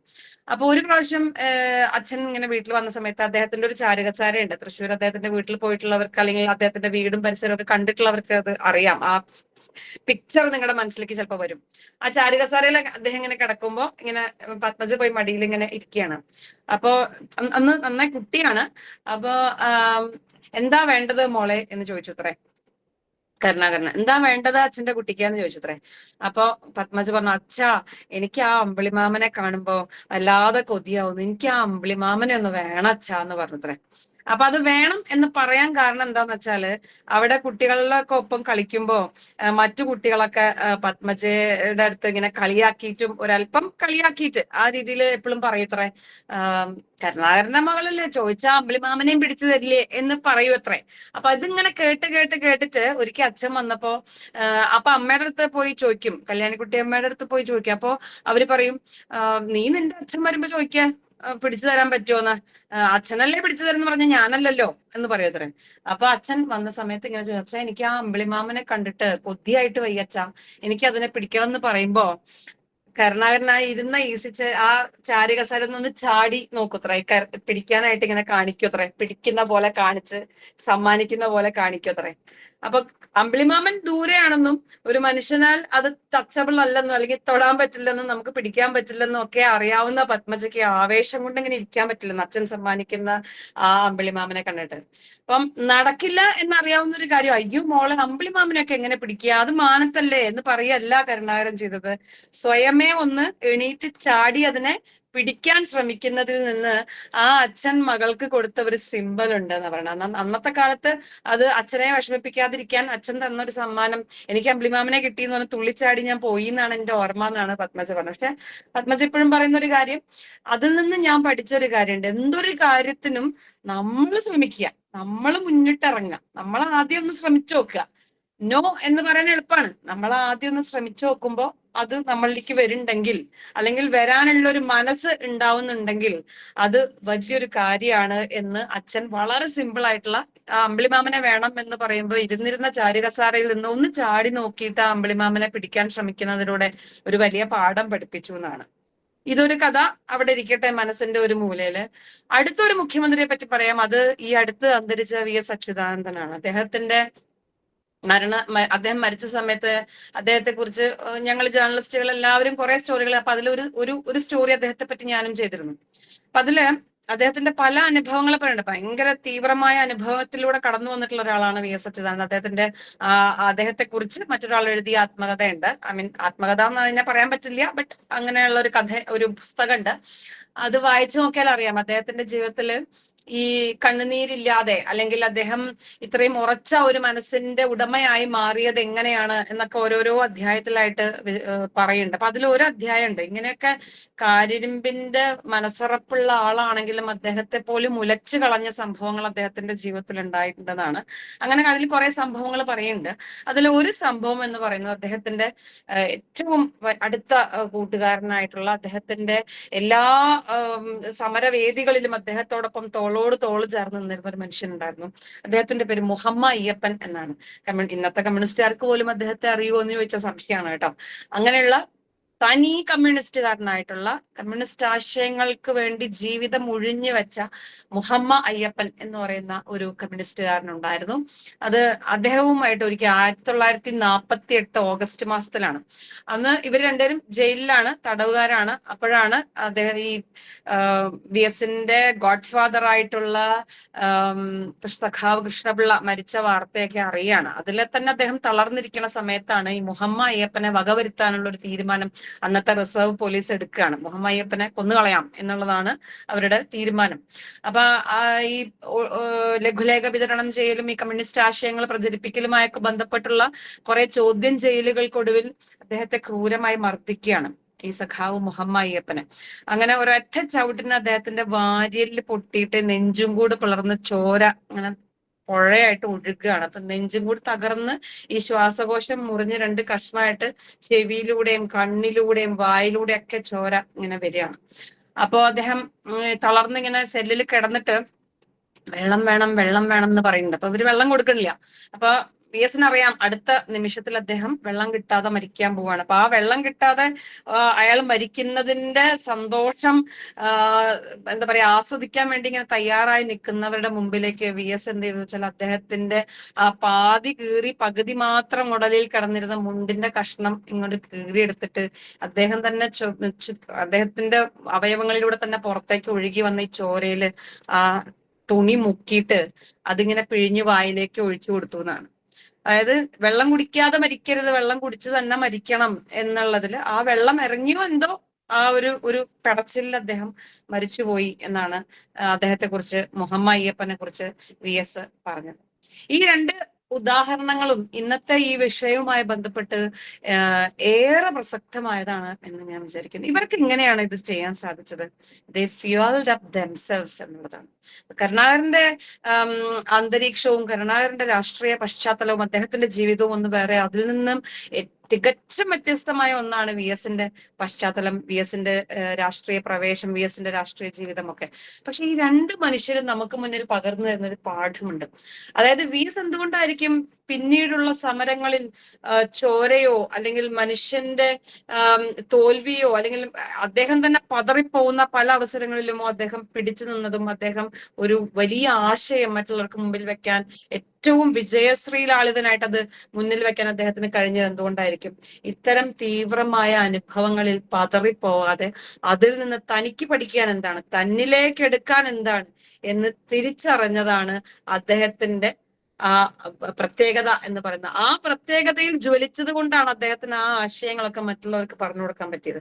അദ്ദേഹം സ്വയമേ അങ്ങനെ എടുത്തതിൽ നിന്ന് ജ്വലിച്ചത് കൊണ്ടാണ്, ഫ്യൂവൽ ചെയ്തത് കൊണ്ടാണ് VS അച്യുതാനന്ദൻ മുഹമ്മദ് അയ്യപ്പനെ കുറിച്ചുള്ള ഈ അനുഭവം പറഞ്ഞതിൽ നിന്ന് നമുക്കും ഒരു പ്രചോദനമായിട്ട്, ഒരാളൊരു അപകടത്തെ പറ്റി കിടക്കുകയാണെങ്കിൽ പതറിപ്പോവാതെ എന്ത് ചെയ്യണം എന്ന്, അല്ലെങ്കിൽ ആ സമയത്ത് നമ്മൾ എങ്ങനെ ഇടപെടണം, അല്ലെങ്കിൽ ഒരാൾക്ക് ഒരു തളർച്ച, ഒരു ക്ഷീണം, ഒരു സുഖമില്ലായ്മ വന്ന ഒരു സാഹചര്യം ഉണ്ടാവും, അത് ഫിസിക്കലി ആയിക്കോട്ടെ മെന്റലി ആയിക്കോട്ടെ, അവിടെ നമ്മുടെ കടമ എന്താണ്, നമ്മുടെ കർത്തവ്യം എന്താണ് എന്ന് മനസ്സിലാക്കി തരുന്നത് ഇത്തരം ആളുകളാണ്. ഇവർക്ക് എങ്ങനെയാണ് അത് മനസ്സിലാക്കി തരാൻ സാധിക്കുന്നത്? They fueled themselves എന്നുള്ളതാണ്. നോക്കൂ, നമുക്ക് ആരും നമ്മുടെ മുന്നിൽ വെച്ച് നീട്ടിത്തരട്ടെ എന്നതിന് നമ്മൾ വെയിറ്റ് ചെയ്യേണ്ട ആവശ്യമില്ല എന്നാ പറയുന്നത്. അതായത് നമുക്ക് വേണ്ടതൊക്കെ ഈ പ്രകൃതിയിലുണ്ട്. ഈ പ്രകൃതിയിൽ എവിടെ നോക്കിയാലും നമ്മൾ ഇനി ഈ ഭൂമി മലയാളത്തിൽ എത്ര കോടി ജനങ്ങൾ ഇനിയും ഉണ്ടാകാൻ പോകുന്നുണ്ട്, അവർക്കൊക്കെ വേണ്ടത് ഈ ഭൂമിയിലുണ്ട്. പക്ഷെ നമ്മൾ അതെങ്ങനെ നമ്മളിലേക്ക് എടുക്കുന്നു എന്നുള്ളതാണ്. അത് നേരത്തെ ഉഷ പറഞ്ഞതുപോലെ നമ്മുടെ മുമ്പിൽ ഒരു പുഴ ഒഴുകുന്നുണ്ട്. ആ പുഴയിൽ നിന്ന് നമ്മൾ എന്ത് ഉപയോഗിച്ചാണ് എടുക്കുന്നത് എന്നുള്ളതിലാണ് കാര്യം ഇരിക്കുന്നത്. നമ്മൾ കൈക്കുമ്പിളിൽ എടുക്കുകയാണെന്നുണ്ടെങ്കിൽ അത്രയാണ് നമ്മളിലേക്ക് വരുന്നത്. നമ്മൾ ബക്കറ്റിൽ എടുക്കുകയാണെന്നുണ്ടെങ്കിൽ, അത് ടാങ്കർ ലോറിയിൽ എടുക്കുകയാണെന്നുണ്ടെങ്കിൽ അത്രയ്ക്കാണ് നമ്മുടെ നമ്മളിലേക്ക് വരുന്നത് അല്ലെ. അപ്പൊ എങ്ങനെ നമ്മൾ നമ്മളിലേക്ക് സ്വീകരിക്കുന്നു എന്നുള്ളത് വലിയ വലിയ ഇമ്പോർട്ടന്റ് ആയിട്ടുള്ള കാര്യമാണ്. ഇങ്ങനെ സ്വീകരിക്കുന്നതിൽ നിന്ന് നമുക്ക് സ്വയം മറ്റുള്ളവർക്ക് ഒരു മോഡൽ ആവാൻ സാധിക്കുകയാണ്. നമ്മൾ തന്നെ അറിയാതെ നമ്മളൊരു മോഡൽ ആയി അവിടെ ഉണ്ടാവും, സ്റ്റാമ്പ് ചെയ്യപ്പെടും. അത് മറ്റുള്ളവർക്ക് വേണ്ടി ഇത് മാത്രമല്ല, നമ്മൾ സ്വയം ജ്വലിക്കുമ്പോൾ നമ്മൾക്ക് സ്വയമേ അതൊരു ലൈറ്റ് ആവുന്നുണ്ട്. അതിന് വേറൊരു ഉദാഹരണം എന്റെ മുന്നിൽ ഇപ്പൊ പെട്ടെന്ന് എന്റെ ഓർമ്മയിൽ വരുന്ന ഒരു ഉദാഹരണം എന്താണെന്ന് വെച്ചാല്, മലയാള മനോരമ നടത്തുന്ന ഹോർത്തൂസ് എന്ന പരിപാടിയെ പറ്റി നിങ്ങളൊക്കെ കേട്ടിട്ടുണ്ടാവുമല്ലോ. കഴിഞ്ഞ കൊല്ലാണ് മനോരമ അത്തരത്തിലൊരു പരിപാടി, വളരെ ബൃഹത്തായ ഒരു പരിപാടിയാണ്. അത് കഴിഞ്ഞ കൊല്ലം കോഴിക്കോട് വെച്ചാണ് ആ പരിപാടി നടത്തിയത്. അപ്പൊ ഞങ്ങള് ഇവിടുന്ന് മനോരമ ന്യൂസിലുള്ള ആളുകളും അതുപോലെ തന്നെ പത്രത്തിന്റെ ആളുകളാണ് മെയിൻ ആയിട്ട്, പക്ഷെ ന്യൂസിലുള്ള ആളുകളും അതിൽ സംബന്ധിക്കാൻ വേണ്ടി ഞങ്ങൾക്കൊക്കെ ക്ഷണം ഉണ്ടായിരുന്നു, ഞങ്ങൾക്ക് ഡ്യൂട്ടി ഉണ്ടായിരുന്നു അവിടെ. അപ്പൊ എല്ലാ ദിവസവും നമുക്ക് മീറ്റിംഗ് വിളിക്കുന്നുണ്ട്. അപ്പൊ എനിക്ക് ഡ്യൂട്ടി അസൈൻ ചെയ്തിട്ടുണ്ടായിരുന്നു. ഞാൻ മെയിൻ സ്റ്റേജിൽ ആങ്കർ എന്നുള്ളതായിരുന്നു എന്റെ ഡ്യൂട്ടി. അപ്പോ എല്ലാ ദിവസവും മീറ്റിംഗ് വൈകുന്നേരം ആകുമ്പോൾ കൂടുന്നു, ഓൺലൈൻ മീറ്റിംഗ് ആണ്. അതിൽ ഓരോരുത്തർക്കുമുള്ള ജോലി ഇങ്ങനെ പങ്കിട്ട് കൊടുക്കും. പക്ഷെ അവിടെ ഒന്നും എന്റെ ജോലി എന്താണ് എന്ന് പറയുന്നത് ഞാൻ കേൾക്കുന്നില്ല. അപ്പൊ ഞാൻ വിചാരിക്കുന്നത് എന്താ വെച്ചാല്, ബേസിക്കലി ഇപ്പൊ നമ്മൾ ഇവിടെ ഒരു ന്യൂസ് ആങ്കർ ആണല്ലോ, അപ്പൊ നമ്മളത് കൈകാര്യം ചെയ്തോളും, നമുക്ക് അത് അറിയാം, അതിന് പ്രത്യേകിച്ച് ഇത് പറയണ്ടെന്ന് വിചാരിച്ചു. പക്ഷെ അതിൽ ഏറ്റവും സീനിയർ ആയിട്ടുള്ള, മനോരമയുടെ ഏറ്റവും സീനിയർ ആയിട്ടുള്ള റിപ്പോർട്ടർക്ക് വരെ അല്ലെങ്കിൽ ബ്യൂറോ ചീഫിന് വരെ അദ്ദേഹം എന്താ ചെയ്യണ്ടേ എന്നുള്ള ആ ജോലി അദ്ദേഹത്തിന് അസൈൻ ചെയ്ത് കൊടുക്കുന്നുണ്ട്. പക്ഷെ എന്റെ കാര്യത്തിൽ മാത്രം ഒന്നും മിണ്ടുന്നില്ല. അപ്പൊ പോവേണ്ട ദിവസം അടുക്കാറായി, ഏതാണ്ട് പോവാൻ ഒരു 3 ദിവസം മാത്രം ബാക്കിയുള്ളപ്പോ ഞാൻ എന്റെ ചീഫിനോട്, ജയമോനോട് ഞാൻ ചോദിച്ചു, ഞാനിപ്പോ ഇതിൽ എന്താ ചെയ്യണ്ടേന്ന് പറഞ്ഞു തന്നിട്ടില്ല, ഞാൻ ഏത് ഗസ്റ്റിനെയാണ് കൈകാര്യം ചെയ്യേണ്ടത്, ഐ മീൻ മെയിൻ പ്രധാനപ്പെട്ട ഒരു വേദിയിൽ ആരൊക്കെയാ വരണത്, അതിന്റെ ഉദ്ഘാടനമാണോ ഞാൻ ആങ്കർ ചെയ്യേണ്ടത്, അതോ ത്രൂ ഔട്ട് ആ സ്റ്റേജ് ആങ്കർ ചെയ്യണോ, അതോ ആ സ്റ്റേജ് 3 ദിവസവും ഞാൻ ആങ്കർ ചെയ്യുന്നുണ്ടോ, അതിന്റെ ഒരു പ്ലാൻ കിട്ടിയതാ. അപ്പൊ ജയമോൻ അത് കുഴപ്പമില്ല തന്നെ, വറി ചെയ്യണ്ട, അവര് അവിടെ എത്തുമ്പോ അത് നമുക്ക് കൈമാറിക്കോളുന്നു. അപ്പൊ പിന്നെ നമ്മള് പോവാൻ 2 ദിവസം മാത്രമേ ബാക്കിയുള്ളൂ, അപ്പോഴും അറിയിപ്പൊന്നും കിട്ടുന്നില്ല. പോവാൻ 1 ദിവസം മാത്രം ബാക്കിയായി, അപ്പോഴും അറിയിപ്പൊന്നും കിട്ടുന്നില്ല. പോവേണ്ട അന്ന് രാവിലെ ആയിട്ടും ഞാൻ എവിടെ സ്റ്റേ ചെയ്യണമെന്നോ, ഞാൻ എന്താണ് എന്റെ പാറ്റേൺ, ഞാൻ എവിടെയാ നിൽക്കേണ്ടത്. അപ്പൊ റിപ്പോർട്ടർമാർക്കൊക്കെ എന്റെ കൂടെ കുറച്ച് റിപ്പോർട്ടേഴ്സ് ഉണ്ട്, അവർക്കൊക്കെ അത് അസൈൻ ചെയ്ത് കൊടുക്കേണ്ടത്, അവർ ഇന്ന സ്ഥലത്ത് താമസം. അപ്പൊ എന്റെ താമസം ഇന്ന സ്ഥലത്താണ് എന്നുള്ള കാര്യം ഉറപ്പായിട്ടുണ്ട്. അപ്പൊ ഞങ്ങൾ ഇവിടുന്ന് ഒരു ടീമായി എന്തായാലും രാവിലെ വണ്ടിയിൽ കയറി 3 ദിവസം ആങ്കർ ചെയ്യാൻ വേണ്ട ഡ്രസ്സും കാര്യങ്ങളൊക്കെ എടുത്തു. ഞാൻ സ്വയമേ ഒരു പ്രിപ്പറേഷൻ ഒക്കെ നടത്തി, ഈ ബുക്ക്ലെറ്റും കാര്യങ്ങളൊക്കെ വായിച്ചും പത്രത്തിൽ വരുന്ന കാര്യങ്ങളൊക്കെ എടുത്തു. അപ്പോഴും എനിക്ക് അറിയില്ല ഞാൻ മെയിൻ വേദിയിലാണോ. മെയിൻ വേദിയിലാണെങ്കിൽ ഉദയനിധി സ്റ്റാലിൻ ഉൾപ്പെടെയുള്ള ആളുകളെയാണ് ഞാൻ ആങ്കർ ചെയ്യേണ്ടത്, അവരുടെ കാര്യങ്ങളെ കുറിച്ചാണ് എനിക്കത് പഠിക്കണം. അപ്പോഴും ഞാൻ വിചാരിക്കുന്നത്, നമ്മൾ ചെല്ലുന്നന്ന് വൈകിട്ട്, നമ്മൾ തലേദിവസം വൈകിട്ടാ ചെല്ലുക, അപ്പൊ ചെല്ലുന്നത് വൈകിട്ട് നമുക്കൊരു ബ്രീഫിംഗ് ഉണ്ടാവും. ആ ബ്രീഫിംഗിൽ നിന്ന് നമുക്ക് കാര്യങ്ങൾ പിടികിട്ടുന്നു. ഞങ്ങൾ ചെന്ന് ഇറങ്ങുന്നത് ബ്രീഫിംഗ് തുടങ്ങുന്നത് ഒരുമിച്ചാണ്. അപ്പോൾ ഞാൻ കേൾവിക്കാരായിട്ട് കടപ്പുറത്ത് ബീച്ചില് പവലിയനിൽ ഇങ്ങനെ നിൽക്കുകയാണ്. എല്ലാവർക്കും ഓരോരോ സാധനങ്ങളാണ്. അപ്പൊ നാളെ നിങ്ങൾ രാവിലെ മുതൽ ഇന്ന സ്റ്റേജിൽ ഇന്ന ആള്, ഇന്ന സ്റ്റേജിൽ ഇന്ന ആള്, അങ്ങനെയൊക്കെ പറയണ്ട. അപ്പോഴും എന്റെ പേര് മിണ്ടുന്നില്ല, ഞാൻ എന്ത് ചെയ്യണം എന്ന് മനസ്സിലാവുന്നില്ല, ഞാൻ ആരെ വിളിക്കണം എന്നറിയാതെ, വാട്ട് ഇസ് മൈ ഡ്യൂട്ടി എന്നറിയാത്തൊരവസ്ഥ. അപ്പൊ ഞാൻ ഉറപ്പിച്ചു, എന്തോ ഒരു മിസ്അണ്ടർസ്റ്റാൻഡിങ് വന്നിട്ടുണ്ട്, മിക്കവാറും ഞാൻ ഇന്ന് രാത്രിയിലത്തെ വണ്ടിക്ക് തിരിച്ചു പോകലായിരിക്കും എന്റെ അവസ്ഥ എന്നുള്ളത് എനിക്ക് ഏറെക്കുറെ ആ സമയം ഏതാണ്ട് രാത്രി 9 മണിയോട് അടുപ്പിച്ചായി, ഏറെക്കുറെ എനിക്ക് ഉറപ്പായി. അപ്പൊ ഞാൻ ഷാനി ചേച്ചിയോട് ചോദിച്ചു, ഷാനി പ്രഭാകരൻ. അപ്പൊ ഷാനി ചേച്ചി പറഞ്ഞു, തന്നെയാ അത് ഞാൻ ഇപ്പൊ തന്നെ ജയൻ സാറിന്റെ അടുത്ത് നേരിട്ട് കമ്മ്യൂണിക്കേറ്റ് ചെയ്തിട്ട് അറിയിക്കാം, അത് ഇങ്ങനെ ഇനി നമ്മൾ മുന്നോട്ട് പോകാൻ പറ്റില്ല എന്ന് പറഞ്ഞു. നേരിട്ട് പറഞ്ഞപ്പം അവിടെ അന്വേഷിക്കുമ്പോ അറിയാണ്, രാത്രി ഒരു ഏതാണ്ട് 9:30 മണിക്ക് അറിയാണ്, ആക്ച്വലി അങ്ങനെ ഒരു ആങ്കറിങ് ഇല്ല, some kind of misunderstanding has happened. അപ്പോ ഇങ്ങനൊരു വ്യക്തി വരുന്നുണ്ടെന്നും ഈ വ്യക്തിക്ക് ഇങ്ങനെ ഒരു കാര്യം അസൈൻ ചെയ്തെന്നും ഈ ഹോൾ ഗ്രൂപ്പിന് അറിയില്ല, പത്രത്തിന്റെ ഇത് മാനേജ് ചെയ്യുന്നവർക്ക് ആർക്കും അങ്ങനെ ഒരു അറിയിപ്പില്ല. പിന്നെ എങ്ങനെയാണ് ഞാൻ ഇതിനകത്ത് പെട്ടതെന്നോ, എങ്ങനെയാണ് എന്നാൽ എല്ലാ മീറ്റിങ്ങിലേക്ക് എനിക്ക് പേഴ്സണൽ ഇൻവിറ്റേഷൻ കിട്ടുകയാണ്, ഇതുപോലെ നമ്മൾ ഗൂഗിൾ മീറ്റിൽ പോലെ ചെയ്യണ പോലെ പേഴ്സണൽ ഇൻവിറ്റേഷൻ. പക്ഷെ somehow that thing is happened. മാസ്കോമിലെ കുട്ടികളാണ് സ്റ്റേജിൽ ആങ്കർ ചെയ്യണത്, അതല്ലാതെ ഒരു സീനിയർ ആയിട്ടുള്ള ആങ്കർ വന്നിട്ട് ആങ്കർ ചെയ്യുന്നൊരു പരിപാടി ഇല്ല ഹോർത്തൂസില്. അപ്പൊ ഞാൻ പെട്ടി ഇറക്കുക തന്നെ വേണ്ട എന്ന് തീരുമാനിച്ച് ഞാൻ തിരിച്ചു പോരാൻ തയ്യാറായി നിൽക്കുമ്പോൾ ഞാൻ ക്രൂവിന്റെ അടുത്ത് ചോദിച്ചു, എന്ത് ചെയ്യണം. You are a reporter too, നിങ്ങൾ സ്റ്റോറികളൊക്കെ ഒത്തിരി ചെയ്യുന്നല്ലേ, നിങ്ങൾ കലോത്സവത്തിനും എല്ലാത്തിനും സ്റ്റോറി ചെയ്യുന്ന ആളല്ലേ, നിങ്ങൾ ഇവിടെ റിപ്പോർട്ടിംഗ് ടീമിന്റെ കൂടെ ജോയിൻ ചെയ്ത് നാളെ മുതൽ സ്റ്റോറി ചെയ്ത് തുടങ്ങിക്കുക എന്ന് പറഞ്ഞു. I was so happy actually. എനിക്ക് എന്താ പറയാ, സ്വർഗം കിട്ടിയ സന്തോഷമായിരുന്നു എന്നുള്ള പോലെയാണ്. കാരണം എന്നോട് റിപ്പോർട്ടിംഗ് ടീമിന്റെ കൂടെ ജോയിൻ ചെയ്തിട്ട് നാളെ മുതൽ ഹോർത്തൂസിന്റെ എല്ലാ വേദികളിലും പോയി സ്റ്റോറികൾ എടുത്തോളാൻ, ഇന്റർവ്യൂസ് എടുത്തോളാൻ, മികച്ച കഥകൾ എഴുതിക്കൊള്ളാൻ പറയുകയാണ് എന്നോട്. സീ നോക്കൂ, എനിക്ക് ആ മൊമെന്റിൽ I felt proud of me. എനിക്കറിയില്ല, അതിൽ ഇങ്ങനത്തെ ഒരു സിറ്റുവേഷനിലൂടെ കടന്നു പോയിട്ടുള്ള ആൾക്കാർക്ക് ചിലപ്പോൾ ആ വികാരം മനസ്സിലാവും. മറ്റുള്ളവർക്ക് ഒരു പക്ഷേ ഇതിലൊരു അഹങ്കാരത്തിന്റെ ധ്വനി തോന്നുന്നുണ്ടെങ്കിൽ എന്നോട് ക്ഷമിക്കുക. കാരണം ആ വേദിയുടെ ഒരു പവറും ആ വേദിയുടെ ഒരു വാസ്റ്റ്നെസ്സും ഒക്കെ അറിഞ്ഞാൽ മാത്രമേ നമുക്ക് ആ സമയത്ത് എനിക്ക് അത്രയും അഭിമാനം തോന്നി എന്ന് പറയുന്നതിന്റെ ഒരു ഇത് പിടികിട്ടുള്ളൂ കേട്ടോ. എനിക്ക് ഭയങ്കര അഭിമാനം തോന്നി. Because they are confident that I will do stories. അപ്പം എങ്ങനെയാണ് എന്റെ ടീമിന്, അല്ലെങ്കിൽ എന്റെ ടീം ഹെഡിന്, ഇപ്പൊ ഷാനി പ്രഭാകരൻ അല്ലെങ്കിൽ ജയമോഹന് അല്ലെങ്കിൽ അയ്യപ്പദാസന്, എങ്ങനെയാണ് അവർക്ക് she can do reporting, she can do that story. ഹോർത്തൂസാണ്, അത് ചെറിയൊരു പരിപാടി പോലും അല്ല. ആൻഡ് ആ ഹോർത്തൂസില് ഏറ്റവും കൂടുതൽ അവിടെ റിപ്പോർട്ട് ചെയ്യാൻ വന്ന സീനിയർ ആയിട്ടുള്ള റിപ്പോർട്ടേഴ്സ് ആണ് അവിടെ റിപ്പോർട്ട് ചെയ്യാൻ വന്നത്. ആ ഹോർത്തൂസിലെ ഏറ്റവും കൂടുതൽ സ്റ്റോറികൾ ചെയ്ത റിപ്പോർട്ടർ ഞാനായിരുന്നു. ഏറ്റവും കൂടുതൽ വിഷ്വൽ സ്റ്റോറി ചെയ്ത റിപ്പോർട്ടർ ഞാനായിരുന്നു. And I was so proud. അപ്പൊ ഞാൻ ആലോചിച്ചു, എങ്ങനെയാണ് എനിക്ക് അങ്ങനെ ഒരു ഇത് ചെയ്യാൻ പറ്റിയത്. ബേസിക്കലി ഞാൻ മനോരമയിൽ അപ്പോയിന്റഡ് ആവുന്നത് ഒരു റിപ്പോർട്ടർ ആയിട്ടല്ല. I was a news anchor and I was assign to desk. ഞാൻ ഇത്രയും കാലത്തിനിടയ്ക്ക് ഞാൻ ഡെസ്കിൽ മാത്രമാണ് ജോലി ചെയ്തിട്ടുള്ളത്. ഞാൻ ബ്യൂറോയിൽ പോയോ റിപ്പോർട്ടിങ്ങോ ഞാൻ ചെയ്തിട്ടില്ല. സോ പക്ഷെ ഈ ഡെസ്കിൽ ഇരുന്നു കൊണ്ട് നമുക്ക് ചെയ്യാവുന്ന അനേകായിരം കാര്യങ്ങളുണ്ട്. നമുക്ക് റോയിറ്റേഴ്സിന് സ്റ്റോറികൾ ചെയ്യാം. നമുക്ക് ANI പോലെയുള്ള ഒരു വിഷ്വൽ ഏജൻസി ഉണ്ട്, അതിൽ നിന്ന് നമുക്ക് സ്റ്റോറികൾ എടുത്തുകൊണ്ട് ചെയ്യാം. അങ്ങനെ അനേകായിരം വഴികൾ നമുക്ക് അവിടെ ഉണ്ട്. ഇതൊക്കെ നമുക്ക് വേണമെങ്കിൽ ചെയ്യാം, ചെയ്യാതെയും ഇരിക്കാം. Because we are assign to desk. ഡെസ്കിൽ നമ്മളുടെ ജോലികൾ എന്ന് പറയുന്നത് സംതിങ് എൽസ് ആണ്. നമ്മൾ ന്യൂസ് പ്രൊഡക്ഷൻ ചെയ്യണം, ന്യൂസ് വായിക്കണം, അതിന്റെ ഹെഡ്സ്, അതിന്റെ മറ്റു കാര്യങ്ങൾ, അതിന്റെ റൺ ഡൗൺ, ഇതിലൊക്കെയാണ് നമ്മളെ അസൈൻ ചെയ്യുന്നത്.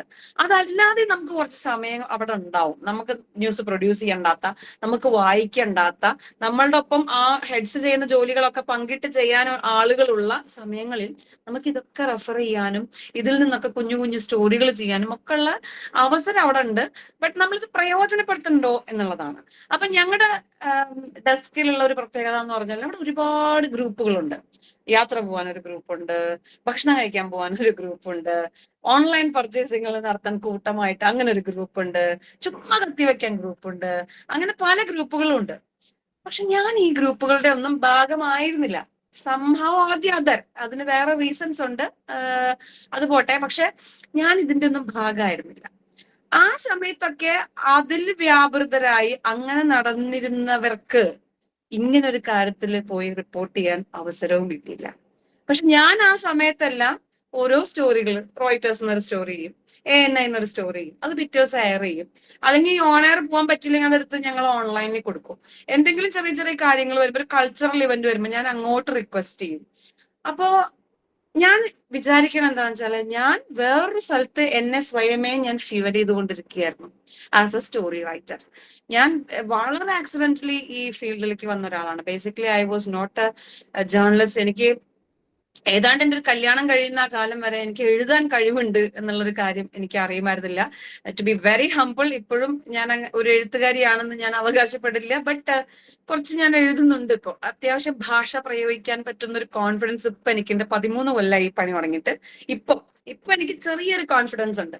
പക്ഷെ ഞാൻ സ്റ്റാർട്ട് ചെയ്യണ സമയത്ത് I was accidentally into this field. ഒരു ജോലി വേണം, ഒരു ധനാഗമന മാർഗം എന്നല്ലാതെ വേറെ ഒന്നുമായിട്ട് ഞാൻ ഇതിനെ കണ്ടിരുന്നില്ല. ഇതിന്റെ ഒരു കാലിബർ എന്താ, അതിന്റെ ഒരു എക്സ്പോഷർ എന്താ, അതിനെക്കുറിച്ചൊന്നും അന്നും ഞാൻ ബോധേഡ് അല്ല, ഇന്നും ഞാൻ ബോധേഡ് അല്ല. പക്ഷെ ഇന്ന് എനിക്ക് അറിയാം എന്താണ് ഇതിന്റെ എക്സ്പോഷർ എന്ന്. ഇത് ഏതൊരു ജോലിയന്മാരി ഒരു ജോലി, അങ്ങനെയാണ് ഞാൻ കരുതിയിരുന്നുള്ളൂ. പക്ഷെ over the period of time, ഈ സമയത്തിലെല്ലാം ഞാൻ എന്റെ എടുക്കേണ്ട പണിയെല്ലാം എടുക്കണേ, ഡെസ്കിൽ നമ്മൾ എടുക്കേണ്ട എല്ലാ ജോലികളും എടുക്കണം. അതിനിടയിലൂടെ ഞാൻ സ്റ്റോറികൾ ചെയ്യും. ഇടയ്ക്കിടയ്ക്ക് എന്തെങ്കിലും നല്ല കഥകൾ കാണുമ്പോൾ അത് കഥയാക്കി എഴുതും.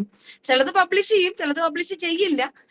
അതുകൊണ്ട് എന്തുണ്ടായി, ഒരു സിറ്റുവേഷൻ വന്നപ്പോ ഐ വാസ് ഫ്യൂലിംഗ് മൈസെൽഫ്. അത് ആരെയും കാണിക്കാനായിരുന്നില്ല, അത് ആരെയും പ്രചോദിപ്പിക്കാനായിരുന്നില്ല, ആർക്കും റോൾ മോഡൽ ആവാനായിരുന്നില്ല. But I was fuelling myself as a reporter, as a person who not trained, അല്ലെങ്കിൽ who is not academically trained as a journalist.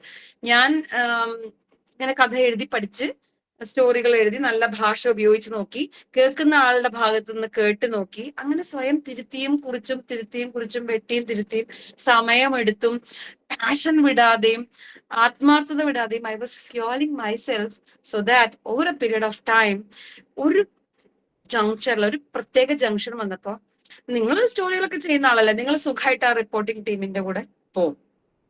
Otherwise ഞാൻ ആ സമയത്ത് അവരുടെ കൂടെ കുഴിമന്തി കഴിക്കാനും ബിരിയാണി കഴിക്കാനോ അല്ലെങ്കിൽ ഓൺലൈൻ പർച്ചേസിംഗ് ടീമിലോ യാത്രാ ടീമിലോ ആയിരുന്നു ഞാനെങ്കിൽ അവർക്ക് ഒരിക്കലും ഒരു കോൺഫിഡൻസ് കിട്ടില്ല എന്നെ എവിടെ പ്ലേസ് ചെയ്യുമെന്ന്. They know I will anchor, but there is not a way, there is no way to anchor. അങ്ങനെ ഒരു പോസ്റ്റ് ഇല്ല, അങ്ങനെ ഒരു കടമയില്ല അവിടെ നിർവഹിക്കാൻ. അപ്പൊ അവര് പറയും തന്നെ സം കൈൻഡ് ഓഫ് മിസ്കമ്മ്യൂണിക്കേഷൻ ഉണ്ടായതാണ്. അപ്പൊ ഒരു കാര്യം ചെയ്യൂ, നമ്മൾ ഇന്ന് നൈറ്റിലത്തെ വണ്ടിയിൽ തന്നെ you can go back and we are so sorry. അങ്ങനെ പറഞ്ഞാൽ എനിക്കൊന്നും ചെയ്യാനില്ല. ബട്ട് ദേ ടോൾഡ് മീ തന്നെ സ്റ്റോറികളൊക്കെ ചെയ്യണമല്ലേ, ഗോ റിപ്പോർട്ട്. ഇതാണ് സ്വയം നമ്മൾ ഫ്യൂൽ ചെയ്യുന്നത് കൊണ്ട് നമുക്ക് കിട്ടുന്നൊരു ഗുണം. സോ നിങ്ങളെ ഫ്യൂൽ ചെയ്യുമ്പോ, നിങ്ങളെ തന്നെ എപ്പോഴും നിറച്ചുകൊണ്ടിരിക്കുമ്പോ നിങ്ങൾ മറ്റുള്ളവർക്ക് റോൾ മോഡൽ ആവണുണ്ടോ ഇല്ലയോ? നമ്മൾ അറിയാതെ ചിലപ്പോൾ നമ്മൾ റോൾ മോഡൽ ആവും.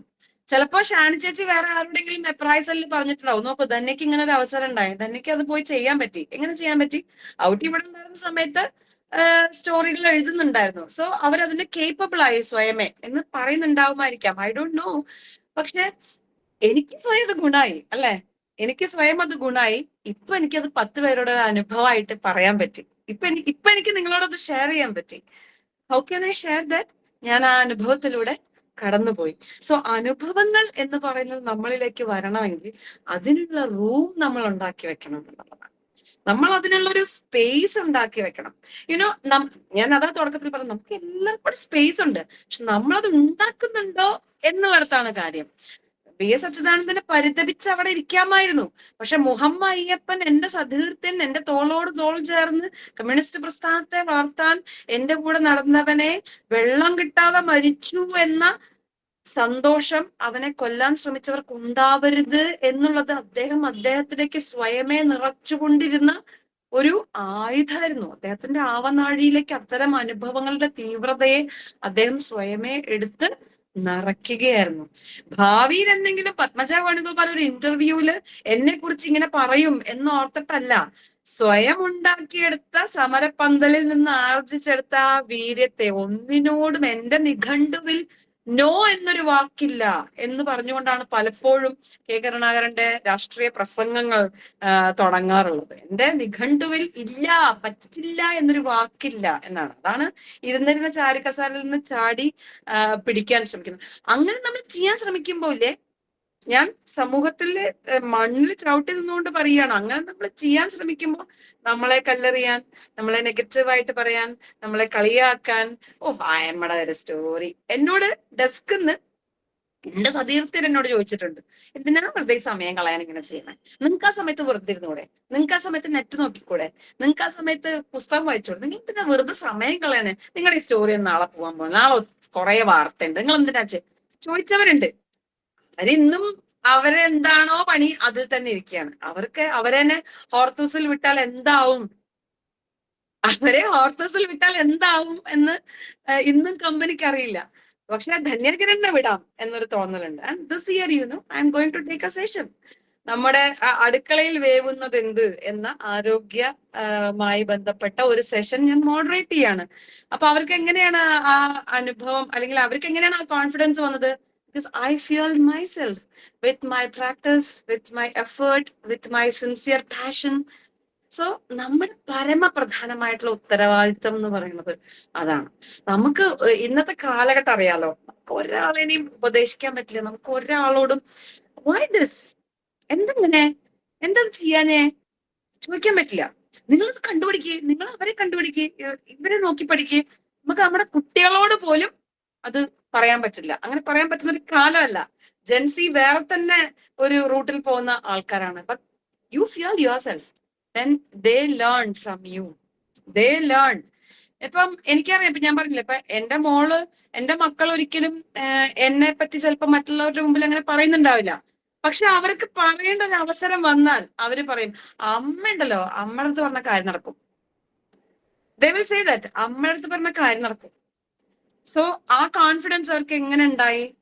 I fuelled myself like what Karunakaran does. അവരെന്തെങ്കിലും കാര്യം പറഞ്ഞാൽ ഓ അങ്ങനെയാണല്ലേ ദേവു, ഓക്കെ ഞാൻ ഒന്ന് നോക്കട്ടെ ദേവു, ഒരു 5 മിനിറ്റ് ഇതാ, സംഭവം നമുക്കൊന്ന് പ്ലാൻ ചെയ്യാം. ഇത് നമുക്ക് എങ്ങനെയാ പറയാൻ പറ്റുക? Fuel yourself. How you fuel yourself? You look into your society, man. You look into your people. എന്റെ മുമ്പിൽ എന്റെ ഏറ്റവും വലിയ ഫ്യൂൽ എന്റെ അച്ഛനായിരുന്നു. എന്റെ അച്ഛൻ ഒരു കൂലിപ്പണിക്കാരനായിരുന്നു. കൂലിപ്പണിക്കാരനായ അച്ഛൻ പറഞ്ഞതിൽ കൂടുതൽ പാഠങ്ങളൊന്നും ഞാൻ പഠിച്ച ഇറ്റാലിയൻ കോൺവെന്റിലോ ഞാൻ പഠിച്ച സേക്രഡ് ഹാർട്ട് സ്കൂളിലോ ഞാൻ പഠിച്ച സെന്റ് മേരീസ് കോളേജിലോ ഉണ്ടായിട്ടില്ല. എന്റെ അച്ഛൻ പഠിപ്പിച്ചു തന്ന ഏറ്റവും വലിയ പാഠം, നമ്മളൊരു കാര്യത്തിന് ഇറങ്ങി പുറപ്പെടുന്നുണ്ടെങ്കിൽ തല പിടിക്ക്. എന്തിനാ കാല് പിടിക്കണേ? നമ്മൾ പുറകിൽ നിൽക്കണ്ട, നിങ്ങൾ ഫ്രണ്ടിൽ നിൽക്ക്. പക്ഷെ ഫ്രണ്ടിൽ എങ്ങനെ നമ്മൾ നിൽക്കും? ഫ്രണ്ടിൽ നിൽക്കണമെങ്കിൽ ഫ്രണ്ടിൽ നിൽക്കാനുള്ള ഫ്യൂല് നമ്മുടെ കയ്യിലുണ്ടാവണം. പണ്ട് എന്റെയൊക്കെ, അതായത് 80s കിഡ്സിന് ഒരു പക്ഷെ ഇത് ഭയങ്കരമായിട്ട് റിലേറ്റ് ചെയ്യാൻ പറ്റും. എന്റെയൊക്കെ കാലത്ത് ഒരു TV-യിൽ ഒരു പരസ്യം വരും, പെട്രോള് അമൂല്യമാണ്, അത് പാഴാക്കരുത്, പക്ഷെ ആവശ്യത്തിന് നമ്മൾ ഉപയോഗിക്കുകയും വേണം. പാഴാക്കുകയും ചെയ്യരുത്, ആവശ്യത്തിന് ഉപയോഗിക്കുകയും വേണം എന്നുള്ളൊരു പരസ്യം ഓർക്കണ്ടോ? അത് ഒരു കാർട്ടൂൺ ക്യാരക്ടറാണ്. ഇങ്ങനെ വണ്ടിയിൽ പോകുമ്പോ ഒരു പെട്രോൾ പമ്പ് കാണും, അപ്പൊ പറയും പേടിക്കാൻ എന്തിരിക്കുന്നു, എന്റെ ടാങ്ക് ഫുൾ അല്ലേ എന്ന് പറയും. എന്നിട്ട് പിന്നെയും വണ്ടി ഓടിക്കും. വണ്ടി ഓടിച്ച് അടുത്തൊരു സ്ഥലത്ത് ചെല്ലുമ്പോൾ അടുത്ത പെട്രോൾ ടാങ്ക് കാണും. അപ്പോഴും ഈ കാർട്ടൂൺ ക്യാരക്ടർ അവിടെ കയറി പെട്രോൾ അടിക്കുന്നില്ല. വിഷമിക്കാൻ എന്തിരിക്കുന്നു, എന്റെ ടാങ്ക് ഫുൾ അല്ലേ എന്ന് പറഞ്ഞ് പിന്നെ ഓടിച്ചു പോകും. അങ്ങനെ ഒരു വലിയ കയറ്റത്തിലെത്തുമ്പോ വണ്ടി നിൽക്കാണ്, വണ്ടി ഓടുന്നില്ല. നോക്കുമ്പോ ആ പ്രദേശത്ത് എവിടെയും എന്തില്ല, പെട്രോൾ ടാങ്ക് ഇല്ല. പക്ഷെ മുന്നോട്ട് പോകാൻ നിവൃത്തിയില്ല. പിന്നെ നമ്മൾ കാണുന്ന സീൻ, വണ്ടി തള്ളുകയാണ്. എന്തുകൊണ്ടാണത്? ഫ്യൂൽ ചെയ്തില്ല, ഫ്യൂൽ സ്റ്റോർ ചെയ്തില്ല. ഇത് നമ്മുടെ ജീവിതത്തിലേക്ക് എടുക്കാനുള്ള അനുഭവത്തിന്റെ ഒരു വലിയ പാഠാണ്. കാട്ടിലേക്കുള്ള വഴി കൂടെ പോകുമ്പോ ആദ്യം കാണുന്ന ഉറവയിൽ നിന്ന്, ആദ്യം കാണുന്ന സോഴ്സിൽ നിന്ന് നിനക്ക് എന്താണോ സ്വീകരിക്കാനുള്ളത് അത് സ്വീകരിക്കുക എന്നാണ് പറഞ്ഞിട്ടുള്ളത്, അല്ലെ? കാട്ടിലൂടെ നടക്കുമ്പോ ആദ്യം കാണുന്ന ഇത് പറഞ്ഞ് കണ്ടുവച്ചിട്ടുണ്ട്, ഇതൊരു നല്ല ഉഗ്രൻ മരുന്ന് ഉണ്ടാക്കാൻ പറ്റുന്ന ഒരു ചെടിയാണ്, കണ്ടുവച്ചിട്ടുണ്ട്, തിരിച്ചു വരുമ്പോ എടുക്കാം എന്ന് വിചാരിച്ചാൽ തിരിച്ച് നമ്മൾ ആ വഴിയിലൂടെ വന്നോളണം എന്നില്ല. മനുഷ്യ ജീവിതത്തിന്റെ പോക്ക് അങ്ങനെയാണ്. പലതരത്തിലുള്ള ജംഗിളിലൂടെയാണ് നമ്മൾ കടന്നു പോകുന്നത്, അല്ലെ? അപ്പോ തിരിച്ച് നമ്മൾ പോയ വഴിയിലൂടെ തന്നെ വന്നോളണം എന്ന് നിർബന്ധമില്ല. വരുമ്പോ ആ കാട്ടുചെടി അവിടെ ഉണ്ടായിക്കൊള്ളണം എന്ന് നിർബന്ധമില്ല. കാരണം നമ്മൾ ആ ചെടിയിൽ നിന്നൊരു മരുന്ന് ഉണ്ടാക്കണം എന്ന് നമ്മൾ ഇവിടെ നിന്ന് ചിന്തിക്കുന്ന സമയം കൊണ്ട് ലോകത്തിന്റെ പല ഭാഗത്തു നിന്നായിട്ട് മരുന്ന് ഉണ്ടാക്കി കഴിഞ്ഞിട്ടുണ്ടാവും. അതാണ് ഇന്നത്തെ കാലം, അല്ലെ? അപ്പോ നമ്മൾ ചെയ്യാൻ ഉദ്ദേശിക്കുന്നുണ്ടെങ്കിൽ ഇപ്പൊ ചെയ്യാം. ഇപ്പൊ നമ്മൾ ഫ്യൂൽ നിറച്ചു വെക്കുന്നുണ്ടെങ്കിൽ നമുക്ക് മാത്രല്ല ഉപയോഗം, അല്ലെ? നമുക്ക് മാത്രല്ല, മറ്റുള്ള ആളുകൾക്ക് കൂടിയാണ്. ഈ ഫ്യൂവലിസം, ഈ ഫ്യൂവൽ നമ്മളിൽ തന്നെ നിറയ്ക്കുക എന്ന സാധനം എവിടെയാണ് ആദ്യം വന്നെന്നറിയോ? ഒരു വലിയ തത്വചിന്തകനും അല്ല ഇത് ആദ്യം കൊണ്ടുവന്നത്. ഇത് ആദ്യം നമ്മളെ പഠിപ്പിച്ചത് ആരാ? നമ്മുടെയൊക്കെ വീട്ടിലുള്ള അമ്മമാരാ, അല്ലെ? പിടിയരി എന്ന് പറയുന്ന സംവിധാനത്തിൽ നിന്നാണ് ഈ ഒരു ചിന്തയൊക്കെ ആദ്യം സാധാരണക്കാരായ മനുഷ്യരിലേക്ക് പോകുന്നത്. പിടിയരി എന്നുള്ള സമ്പ്രദായം ഇപ്പോഴത്തെ ആൾക്കാർക്ക് ഒരു പക്ഷെ കേട്ടാൽ മനസ്സിലാവില്ലായിരിക്കും, പക്ഷെ നമ്മുടെയൊക്കെ കാലത്തുള്ള ആൾക്കാർക്ക് ആദ്യം കൊണ്ടുവന്ന് കലവറ നിറയ്ക്കുമ്പോൾ ഒരു പിടി അരി എല്ലാ ദിവസവും, അല്ലെ? കലവറയെന്ന് ഒരു പിടി അരി ആദ്യം മാറ്റിവെക്കും. എല്ലാ ദിവസവും ഭക്ഷണത്തിന് അരി അടപ്പത്തിടാൻ പോകുമ്പോ അരി അളന്നിട്ട് ആ നാഴിന്ന് ഒരു പിടി അരി മാറ്റിവെക്കും. എന്തിനാ അത്? ആ ക്ഷാമകാലത്ത് ഈ എടുത്തു വെച്ച പിടിയരിന്ന് എടുത്തിട്ടാണ്. അത് തന്നെയാണ് ഫ്യൂവലിസം എന്ന് പറയുന്നത്, ശരിയല്ലേ? അത് തന്നെയാണ് ഫ്യൂവലിസം. കാരണം നമ്മളിൽ നിറച്ചതിനെ പിന്നെ നമ്മൾ ഒരു കാലത്തെടുത്ത് ഉപയോഗിക്കുകയാണ്. പണ്ട് ഞാനും അച്ഛനും കൂടിയാണ് എപ്പോഴും കലോത്സവത്തിന് പോവാ. അപ്പൊ കലോത്സവത്തിന് പോകുമ്പോഴൊരു പ്രശ്നം ഇന്നത്തെ കാലത്തെ പോലെയല്ല. എന്റെ കുട്ടിക്കാലത്ത് ഞാൻ കലോത്സവത്തിൽ പങ്കെടുക്കാൻ പോകുന്ന കാലത്ത് ഞങ്ങളുടെ അവിടെ റോഡില്ല. ഞാൻ തനിയൊരു ഗ്രാമത്തിലാണ് ജനിച്ചത്. അപ്പൊ റോഡില്ല. അന്നത്തെ ഞങ്ങളുടെ ഭാഷയിൽ പറഞ്ഞ കുണ്ടനടവഴി, പറഞ്ഞാൽ കുണ്ടും കുഴിയൊക്കെ ആയിട്ടുള്ള ഒരു ഇടവഴിയാണ്. അതിനെ ലോക്കലി നമ്മൾ വിളിക്കുന്ന കുണ്ടനടവഴി എന്നാ. അപ്പൊ ഈ ഇടവഴിയിൽ ഇപ്പൊ രാത്രി അത്താണിയിൽ വന്ന് ബസ് ഇറങ്ങിയാൽ അത്താണിന്ന് ഒരു 1.5 കിലോമീറ്റർ നടക്കണം ഞങ്ങളുടെ വീട്ടിലൊക്കെ. അപ്പൊ അവിടെ ഓട്ടോ ഒന്നുമില്ല. ഇനി ഓട്ടോ അഥവാ ഒരു രാത്രി അവിടെ ഉണ്ടെങ്കിൽ തന്നെ അത് വിളിച്ചു വരാനുള്ള പൈസയൊന്നും നമ്മുടെ കയ്യിൽ ഒരു കാരണവശാലും ഉണ്ടാവില്ല. കാരണം അങ്ങോട്ട് ഈ സഞ്ചിയിൽ പൊതിഞ്ഞു കെട്ടിക്കൊണ്ടുവന്ന പൈസയൊക്കെ ഈ കലോത്സവത്തിൽ തീർന്നിട്ട് ഒഴിഞ്ഞ സഞ്ചിയും ഈ മേക്കപ്പ് ബാഗുമായിട്ടാണ് ഞാനും അച്ഛനും വരിക. അപ്പൊ എന്താ വെച്ചാ എന്റെ ഉള്ളിൽ നിറച്ച് സന്തോഷം ഉണ്ടാവും, അച്ഛൻ്റെ ഉള്ളിൽ അതിനേക്കാൾ സന്തോഷം ഉണ്ടാവും. കാരണം ദൈവം സഹായിച്ച് പോയ കലോത്സവങ്ങളിലൊക്കെ നിറയെ പ്രൈസും സമ്മാനവും ഒക്കെ ആയിട്ടാണ് ഞങ്ങൾ തിരിച്ചു വരുന്നത്. പക്ഷെ ഈ അത്താണിയിൽ വന്ന് ഇറങ്ങുമ്പോ എന്റെ വീട് ഇവിടെ ഇത്ര അടുത്തെത്താൻ പറയുമ്പോൾ എനിക്കൊരു പ്രത്യേക തരത്തിലുള്ള ഒരു ക്ഷീണം വരും. പക്ഷെ അച്ഛൻ എന്നെ അത്രയും ദൂരം എടുത്തു പോകാനുള്ളൊരു ആവതില്ല. എന്നുവെച്ചാ ഈ എന്റെ കൂടെ ഇങ്ങനെ ഓടി ഓടി അച്ഛനും ക്ഷീണിതരാണ്. അപ്പൊ ഇവിടെ ഈ ഇടവഴി എത്താറാവുമ്പോ അച്ഛൻ ഇങ്ങനെ എന്നോട് പറയും, ഇന്നും ഞാൻ എൻ്റെ ലൈഫിൽ എനിക്ക് പരിചിതമല്ലാത്ത ഏതെങ്കിലും ഒരു സാഹചര്യത്തിൽ ഞാൻ എത്തിപ്പെട്ടാൽ ഇന്നും ഞാൻ എൻ്റെ ലൈഫിൽ ഏറ്റവും പ്രയോജനപ്രദമായിട്ട് എടുത്തുപയോഗിക്കുന്ന എനിക്കറിയാവുന്നവരോടെല്ലാം ഞാൻ പറഞ്ഞു കൊടുത്തിട്ടുള്ള ഒരു ഉപായമാണത്. ഞങ്ങളുടെ മിണാലൂർ സെന്ററിന്ന് ലെഫ്റ്റിലേക്ക് തിരിഞ്ഞാൽ ഈ പറഞ്ഞ കുണ്ടനട സ്റ്റാർട്ട് ചെയ്യാണ്. പിന്നെ അപ്പൊ അവിടെ നടക്കുക എന്ന് പറയുന്നത് നമ്മൾ കാലിൽ സ്ലിപ്പർ ഇട്ടിട്ടാണെങ്കിൽ പോലും നമുക്ക് നടക്കാൻ പ്രയാസമുള്ള അത്ര കല്ലും മുട്ടിയും ഒക്കെ ഉള്ള ഒരു വഴി. അവിടെ എത്താറാകുമ്പോ അച്ഛൻ പറയും, മോനെ മറ്റേ കുച്ചുപ്പിടിക്ക് നമ്മൾ കാല് വെച്ചില്ലേ അതേപോലെ വെക്കണം കാല്. അപ്പൊ കുച്ചുപ്പിടിക്ക് എങ്ങനെയാണ് കാല് വെച്ചത് അതുപോലെ കാല് വെച്ചിട്ട് വേണം നടക്കാൻ എന്ന് അച്ഛൻ പറയും. അപ്പൊ ഞാനിങ്ങനെ കാല് പൊക്കി വെച്ചാണ് നടക്കുക. അങ്ങനെ നടക്കുമ്പോ എന്താണ്, ഒന്നാമത് അതിന്റെ ആ നടത്തത്തിന്റെ ഒരു രസം, രണ്ടാമത്തെ കാര്യം എന്തെങ്കിലും തട്ടി വീഴുവോ പിടിക്കുകയോ ഒന്നുമില്ല, മൂന്നാമത്തെ കാര്യം ഇരുട്ടാണ്, പാമ്പൊക്കെ ഉണ്ടാവും. ഇപ്പൊ എന്തെങ്കിലും കാരണവശാൽ അങ്ങനെ ഒരു ഇതുണ്ടായാലും നമ്മൾ ഈ ഒരു കാലിങ്ങനെ പൊക്കി അടുത്ത കാലിങ്ങനെ പൊക്കി ഇങ്ങനെയാണല്ലോ വെക്കണത്. അപ്പൊ will be safe and will be reaching early. ഈ പറച്ചില് ആ ക്ഷീണൊക്കെ മറന്നിട്ട് ആ കുച്ചിപ്പിടിക്ക് കാല് വെച്ച പോലെ വെക്കണം എന്ന് പറയുമ്പോ ഇന്നും പരിചിതമല്ലാത്ത നമുക്കറിയാത്ത അല്ലെങ്കിൽ അങ്ങനെയുള്ള സിറ്റുവേഷനിൽ എത്തുമ്പോൾ ഞാൻ അതിനെ ഓവർകം ചെയ്യാൻ ആലോചിക്കും.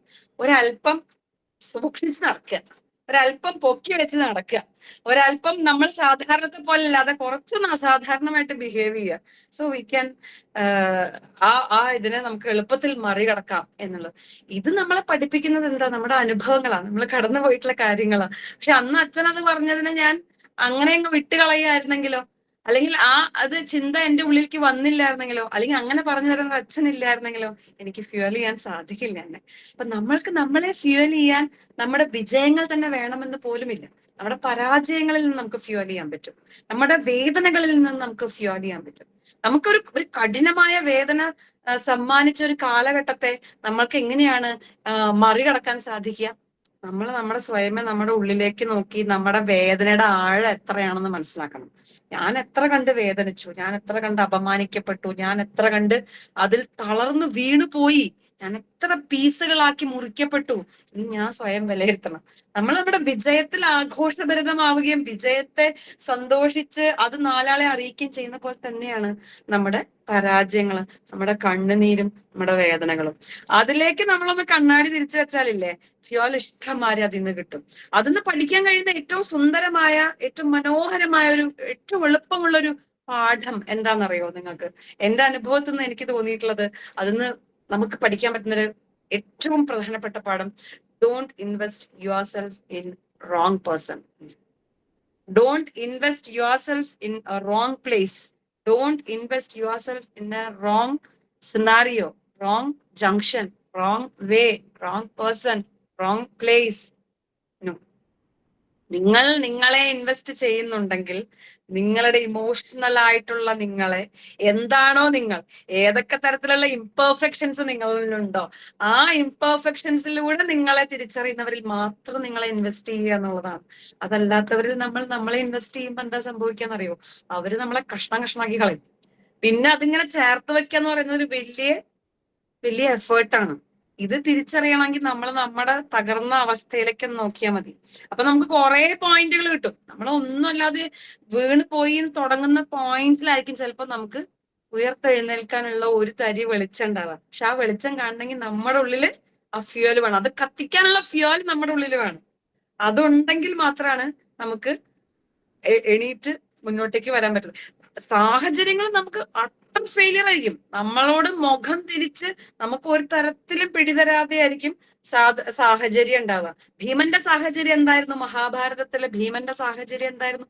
ഭീമൻ കുട്ടിയായിരുന്ന സമയത്ത് ഭീമന്റെ ആരോഗ്യം ക്ഷയിപ്പിക്കാനുള്ള ശ്രമം അന്ന് തുടങ്ങിയതാ അല്ലെ? എന്തെല്ലാം വിഷം കൊടുത്തു, പാമ്പിനെ കൊണ്ട് കടിപ്പിക്കാൻ ശ്രമിച്ചു, അങ്ങനെയൊക്കെ നമ്മൾ മഹാഭാരതത്തിൽ വായിച്ചിട്ടുണ്ട്. പക്ഷെ അതിന്റെ എൻഡില് ഏറ്റവും നിരന്തരമായി, ഏറ്റവും കൺസിസ്റ്റന്റ് ആയി നടന്നിരുന്ന ഒരു ശ്രമം എന്തായിരുന്നു? നമ്മളൊക്കെ പണ്ട് പറയും, നമ്മൾ കിടക്കുമ്പോ എപ്പോഴും തല ബെഡിന്ന് പുറത്തേക്ക് പായെന്ന് പുറത്തേക്ക് ആയാലും കുഴപ്പമില്ല, കാല് പായെന്ന് പുറത്തേക്ക് വെക്കാൻ പാടില്ല എന്ന് പറയും നമ്മുടെ മുതിർന്നവര് അല്ലെ. കാല് പുറത്ത് വെക്കാൻ പാടില്ല എന്ന് പറയാം. അപ്പൊ അന്ധവിശ്വാസം അല്ലത്, അതിലൊരു സയൻസ് ഉണ്ട്. കാല് പുറത്ത് വെക്കുമ്പോഴാണ് നമുക്ക് നമ്മുടെ ആരോഗ്യത്തിനെ ക്ഷയിപ്പിക്കുന്ന എന്തോ ഒരു ഡിംഗോളിഫിക്കേഷൻ അവിടെ നടക്കുന്നുണ്ട്. അതുകൊണ്ടാണ് നമ്മളോട് അങ്ങനെ വെക്കരുത് എന്ന് പറയണത്. അപ്പൊ ഭീമന് കൊടുക്കുന്ന പായ എപ്പോഴും കുട്ടി പായ ആയിരിക്കും, ഇത്രേ ചെറിയ പായ. ഭീമനെ കൊള്ളില്ല അതില്. അപ്പൊ എങ്ങനെ പോയാലും ഭീമൻ എങ്ങനെയൊക്കെ ചുരുണ്ടുകൂടി കിടന്നാലും കാല് പുറത്തായിരിക്കും പായയുടെ. അപ്പൊ കുന്തിദേവി വന്നിട്ട് എന്ത് ചെയ്യും, ഉറങ്ങിക്കിടക്കുന്ന ഭീമനെ എടുത്ത് കയറ്റി കിടത്തും പായയിലേക്ക്. അപ്പൊ ഭീമന്റെ തല പുറത്തും കാല് അകത്തും, അങ്ങനെ വെച്ചിട്ട് അത്ര ഭീമനെ ഉറക്കുക. അപ്പൊ നമ്മുടെ സാഹചര്യങ്ങൾ ഒരിക്കലും നമുക്ക് ഫേവറബിൾ ആയിരിക്കില്ല, പക്ഷെ അതിനെ മറികടക്കാനുള്ള ഒരു സാധനേ അത് നമ്മുടെ ഉള്ളിൽ എപ്പോഴും തെളിയിച്ച് നിർത്തുക എന്നുള്ളത് നമ്മുടെ തന്നെ ഉത്തരവാദിത്തമാണ്. നമ്മുടെ തന്നെ ഉത്തരവാദിത്തമാണ്. ഒരു തവള വലിയൊരു പർവ്വതം ചാടിക്കേറിയ കഥ എല്ലാരും കേട്ടിട്ടുണ്ടാവും അല്ലെ. ആ പർവ്വതം കേറാൻ വേണ്ടിയിട്ട് അത് കേറി ഏറ്റവും ടോപ്പിലെത്തി മത്സരത്തിൽ ജയിക്കാൻ വേണ്ടി ഒരു തവള വന്നു നിന്നപ്പോ എല്ലാവരും അതിശയിച്ചു. ഇത്ര ഒരു തവളയോ, ഇത്ര വലിയ പർവ്വതോ, ഈ മഹാമേരു കയറാൻ ഒരു തവളയോ, എങ്ങനെ സാധിക്കും ഈ തവളക്ക് ഇത് കയറാനായിട്ട് എന്ന് പറഞ്ഞിട്ട് ഇങ്ങനെ വന്നു നിന്നപ്പോ എല്ലാവരും ചുറ്റിലും നിന്നവരൊക്കെ തവളേനെ ആർത്തു വിളിച്ചു, കളിയാക്കി, നെഗറ്റീവ് കമന്റ്സ് പറഞ്ഞു. എടാ ഇത് വിസിലൂതി കഴിഞ്ഞപ്പോ തവള ചാടി ചാടി ചാടി ചാടി ഞങ്ങൾ കേറി പോവാ. ഒന്ന് ഇവിടെ കിടന്ന് പറയുന്ന നെഗറ്റീവ് കമന്റ്സിനോട് ഒന്നും ശ്രദ്ധിക്കാതെ തവള അങ്ങ് ചാടി കയറി പോവാ.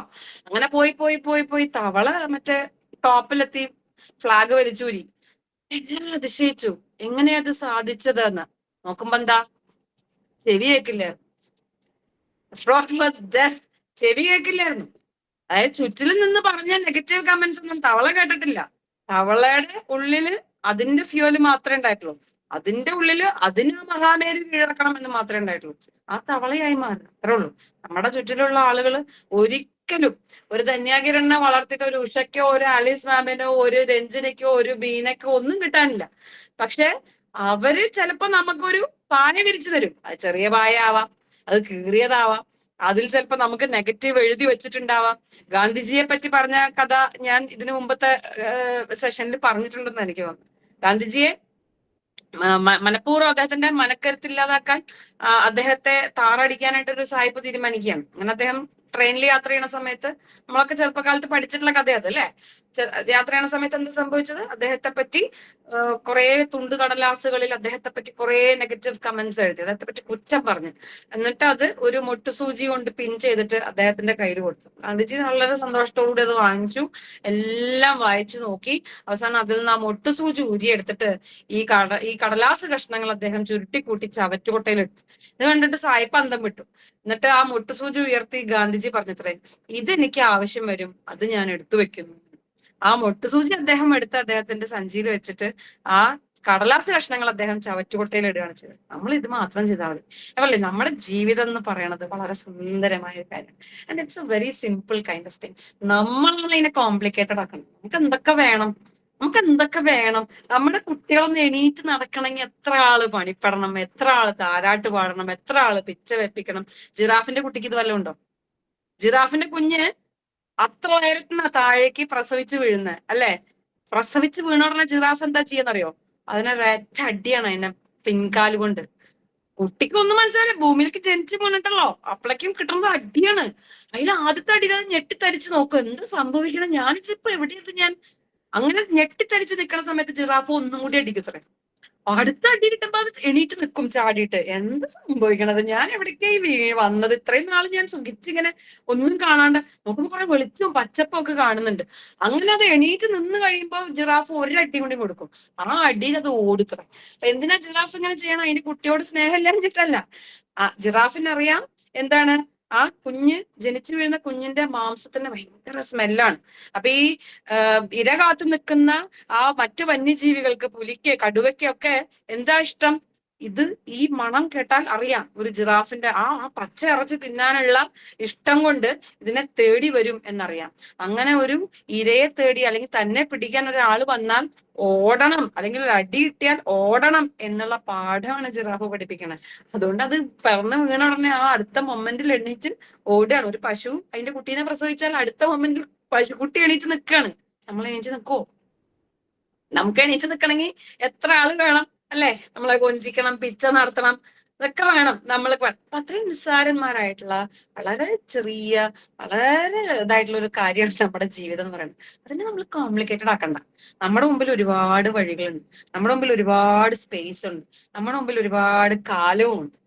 കാലമില്ല എന്നൊക്കെ പറയുന്നത് വെറുതെയാണ്. നമ്മൾ ചെറിയ കുട്ടിയായിരുന്നപ്പോ എന്താ വെച്ചാൽ, അയ്യോ 30 വയസ്സൊക്കെ ആയാൽ തീർന്ന്, ലൈഫ് തീർന്ന്, 40 മുടിയൊക്കെ നരച്ചൊരു വഴിക്കായി അല്ലേ, അങ്ങനെയല്ലേ വിചാരിച്ചിരുന്നത്? പക്ഷെ ഒന്നുമില്ല. എന്റെ 44 വയസ്സിലാണ് ഞാൻ സ്ലീവ്ലെസ് ഇട്ട് തുടങ്ങിയത്. I feel like I in my 20s, you know that. കാരണം എന്താ പറയാ, നമ്മൾ കുറേം കൂടെ ഫ്രീഡം അനുഭവിക്കുകയാണ് ഒരു 40-ാമത്തെ വയസ്സിലെത്തുമ്പോൾ. കുറെ അനുഭവങ്ങൾ, കുറെ മനുഷ്യര്. നിങ്ങള് ഞാൻ പറയാ, ആഴ്ചയിൽ ഒരിക്കലെങ്കിലും നിങ്ങൾ വെറുതെ വീട്ടിലിരിക്കുന്ന ആൾക്കാരാണെങ്കിൽ ഞാൻ പറയും, വെറുതെ ഒന്ന് പുറത്തേക്ക് ഇറങ്ങിയിട്ട് ഒരു പോയിന്റ് നിന്ന് അടുത്തൊരു പോയിന്റ് വരെ ഒരു KSRTC ബസ്സിൽ, ഒരു ലോക്കൽ ബസ്സിൽ യാത്ര ചെയ്യണം. ഞാൻ എല്ലാവരോടും പറയുന്ന ഒരു കാര്യം, യാത്ര ചെയ്യണം. അതിൽ വരുന്ന ആളുകള്, അവരുടെ മുഖഭാവം എല്ലാം കണ്ടാൽ മനസ്സിലാവും എന്തെന്ത് തരം മനുഷ്യർ, എന്തെന്ത് തരം കഥകളുമായിട്ടാണ് നമ്മുടെ ചുറ്റിനും ജീവിക്കുന്നത്. അത് മതി നമ്മളെ ഫ്യൂൽ ചെയ്യാൻ, അത് മതി നമ്മളെ ഫ്യൂൽ ചെയ്യാൻ. ഈ കഴിഞ്ഞ ദിവസം ഉണ്ടായ ഒരു ടച്ചിങ് ആയിട്ടുള്ള അനുഭവം കൂടെ പറഞ്ഞ് ഞാൻ അവസാനിപ്പിക്കാം. കഴിഞ്ഞ ദിവസം ഇതുപോലെ ഞാൻ ഓഫീസിലേക്ക് പോവാണ്. അപ്പൊ എടപ്പള്ളിയിൽ നിന്നാണ് ഞാൻ കയറിയത്. അപ്പൊ എടപ്പള്ളിയിൽ നിന്ന് ഒരു ലോക്കൽ ബസ് അരൂര് വരെയുള്ള ഒരു ബസ്സാണ്. ആ ബസ്സിൽ കയറിയപ്പം ഈ അരൂർ ബസ്സിൽ നമ്മൾ യാത്ര ചെയ്യുമ്പോൾ നമ്മൾ കാണുന്ന ഒരു വളരെ സങ്കടകരമായിട്ടുള്ള ഒരു കാര്യമുണ്ട്. ആ സമയത്ത് ഞാൻ ഉച്ച സമയത്താണ് ഈ ജോലിക്ക് പോവുക. ആ സമയത്ത് ഈ മീൻ വിൽക്കാൻ വരുന്ന ഈ സ്റ്റീൽ അലുമിനിയം കൊട്ടയിൽ മീൻ വിൽക്കാൻ വരുന്ന സ്ത്രീകള് മീൻ വിൽപ്പനയൊക്കെ കഴിഞ്ഞ് തിരിച്ച് മടങ്ങുന്ന, അപ്പൊ അവര് ആ അരൂര് ഭാഗത്തൊക്കെയാണ് കൂടുതൽ ആളുകളും പോണത്. ചിലര് അതല്ലാതെ വൈറ്റില ഹബ്ബിൽ ഇറങ്ങി പോണവരുണ്ട്. അപ്പൊ അവരെ കയറ്റാൻ ഈ ബസ്സുകാർക്ക് ഒരു മടിയുണ്ട്. നമ്മള് ഏത് കാലത്താ ജീവിക്കണേന്ന് നമ്മൾ ആലോചിക്കണം കേട്ടോ. നമ്മളെക്കാട്ടി പൈസ കൊടുത്ത് മെട്രോയിൽ യാത്ര ചെയ്യാൻ അവർക്ക് പറ്റാഞ്ഞിട്ടല്ലേ? പക്ഷെ അവര് അങ്ങനെ നിന്നും ഇന്നൊക്കെ യാത്ര ചെയ്ത് കിട്ടുന്ന പൈസ പിടിച്ചു വെച്ചിട്ട് അവരുടെ മക്കളെ IAS ആക്കുന്ന ആളുകൾ നമ്മുടെ ഇടയിൽ മീൻ വിൽപ്പനക്കാരായിട്ട് ഉണ്ടെന്ന് നമ്മൾ ആലോചിക്കണം. അപ്പൊ അങ്ങനെയുള്ള സ്ത്രീകൾ കയറുമ്പോ ഇവർക്ക് ഒരുതരം അസഹിഷ്ണുതയുണ്ട്, മനസ്സിലായോ? അപ്പം നിങ്ങളോട് പറഞ്ഞല്ലേ കയറണ്ടെന്ന്. ഇതൊക്കെ കേൾക്കുമ്പോ അവർക്ക് ഒരു സങ്കടം ഉണ്ടായിരുന്നു. അവർ ഇറങ്ങി പോവാന്നല്ലാണ്ട്, അല്ലെങ്കിൽ അവര് അങ്ങനെ പറയുന്ന ചില ബസ്സുകാരെ നോക്കി വെച്ച് അവർ കയറാതിരിക്കുക എന്നല്ലാണ്ട് ഓപ്ഷൻ ഇല്ല. ഈ കഴിഞ്ഞ ദിവസം ഞാൻ കയറിയപ്പോ കുറച്ച് പ്രായമുള്ള ഒരു സ്ത്രീ, അവര് കൊട്ടയും കൊണ്ട് ഇതുപോലെ കയറി. ഒരു പയ്യനാ കണ്ടക്ടർ, അവൻ അങ്ങ് ചൂടാവാൻ തുടങ്ങി. എനിക്കിത് കണ്ടിട്ട് എനിക്ക് സഹിക്കാൻ പറ്റുന്നില്ല. പക്ഷെ കാലം ഭയങ്കര മോശമാണ്.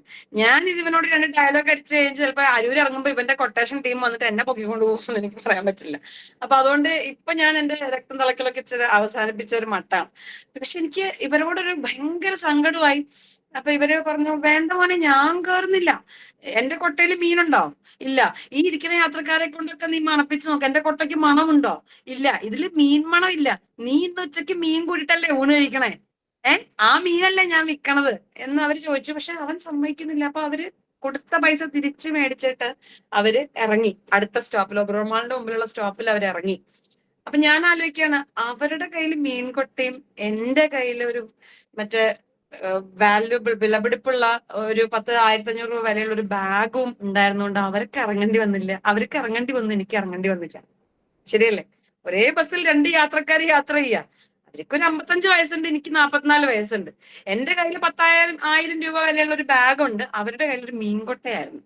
അതുകൊണ്ട് ഇന്നും നമ്മൾ ഈ പരിഷ്കൃതം എന്ന് പറയുന്ന സമൂഹം ആളുകളെ ഇത്തരത്തിൽ വേലി കെട്ടി മാറ്റി നിർത്തുന്ന തരത്തിലുള്ള ആളുകളാണ് നമ്മുടെ ചുറ്റിലുള്ളത്. സോ അവരിൽ നിന്ന് എന്തെങ്കിലും കിട്ടും, അവര് നമ്മളെ കണക്കാക്കും, അവര് നമ്മളെ സ്വീകരിക്കും, അവര് നമുക്കൊരു കസാര ഇട്ട് തരും സമൂഹത്തിൽ എന്ന് കരുതിയെങ്കിൽ അത് തെറ്റിപ്പോയി. നമ്മുടെ ജീവിതം നമ്മുടെ കാര്യം മാത്രമാണ്. നമ്മൾ തന്നെയാണ് നമ്മളെ ഫ്യൂൽ ചെയ്യേണ്ടത്. ആ സ്ത്രീ അവരെ ഫ്യൂൽ ചെയ്തിട്ടുണ്ട്.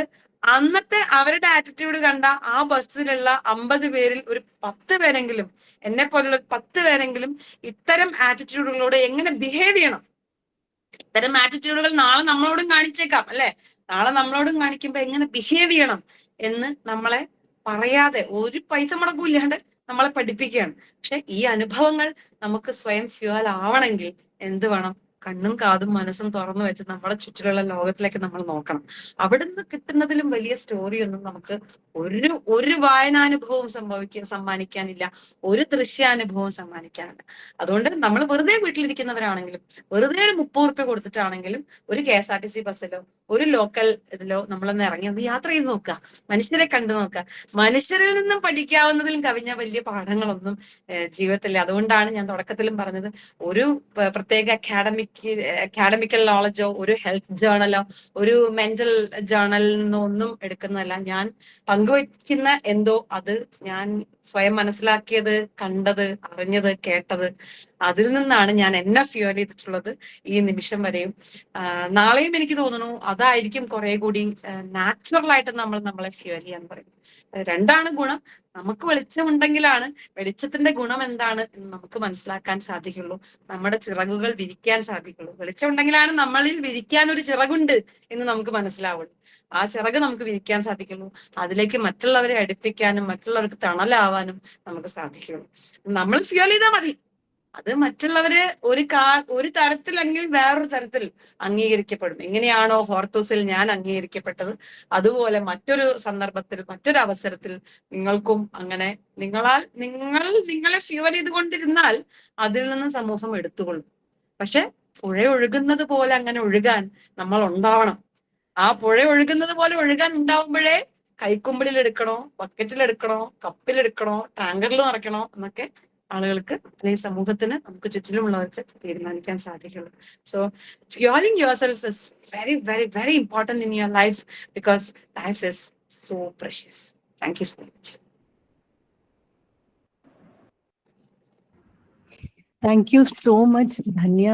ഇന്നത്തെ സെഷൻ ഞങ്ങൾക്ക് ഏവർക്കും വളരെ വളരെ പ്രിയപ്പെട്ടതാണ്. എന്തുകൊണ്ടാന്ന് വെച്ചാല് എങ്ങനെ സ്വയം നമ്മളെ സ്വയം ഓരോ ദിവസവും റിന്യൂ ചെയ്യണം, എങ്ങനെ റെസിലിയന്റ് ആവണം, എങ്ങനെ നമ്മളെ തന്നെ നമുക്കൊരു ചെറിയ ആഗ്രഹം ഉണ്ടെങ്കിൽ നമ്മൾ വായിച്ചിട്ടുണ്ട്, പരിശ്രമിച്ചിടുകയിൽ എന്തിനേയും മത്സ്യത്തിലാക്കാൻ കഴിവുള്ള വണ്ണം ദീർഘങ്ങളാങ്കരങ്ങൾ എയ്യല്ലോ മനുഷ്യനെ പാരിലയച്ച ദേശൻ എന്ന് പറയുന്ന അന്വർത്ഥമാക്കുന്ന ജീവിതമാണ് ധന്യ ഇതുവരെ ലീഡ് ചെയ്ത് വന്നിട്ടുള്ളത്. അതിൽ നിന്ന് കുറച്ച് എക്സാമ്പിൾസ് ഞങ്ങൾക്ക് ധനുമൊഴിയിലൂടെയും ഇന്നിപ്പോ ഈ ടോക്കിലൂടെയൊക്കെ തന്നതിന് ഒരുപാട് താങ്ക്സ് ഉണ്ട്. Thank you so much. And എന്തെങ്കിലും ക്വസ്റ്റ്യൻസ് ഉണ്ടെങ്കിൽ ഒന്ന് ചാറ്റിൽ ഇടുക, നമുക്ക് ആ ക്വസ്റ്റ്യൻസ് ഒന്നൊന്നായിട്ട് എടുക്കാം. Four vote of thanks I invite Alice teacher. Thank you.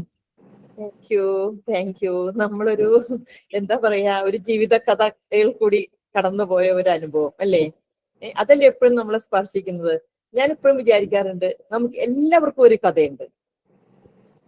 ഈ കഥ എന്ന് പറയുന്നത് ഫ്യൂവൽ യുവർസെൽഫ് തന്നെ, അങ്ങനെയാണ് ഒരു കഥ ഉണ്ടാക്കുന്നത്.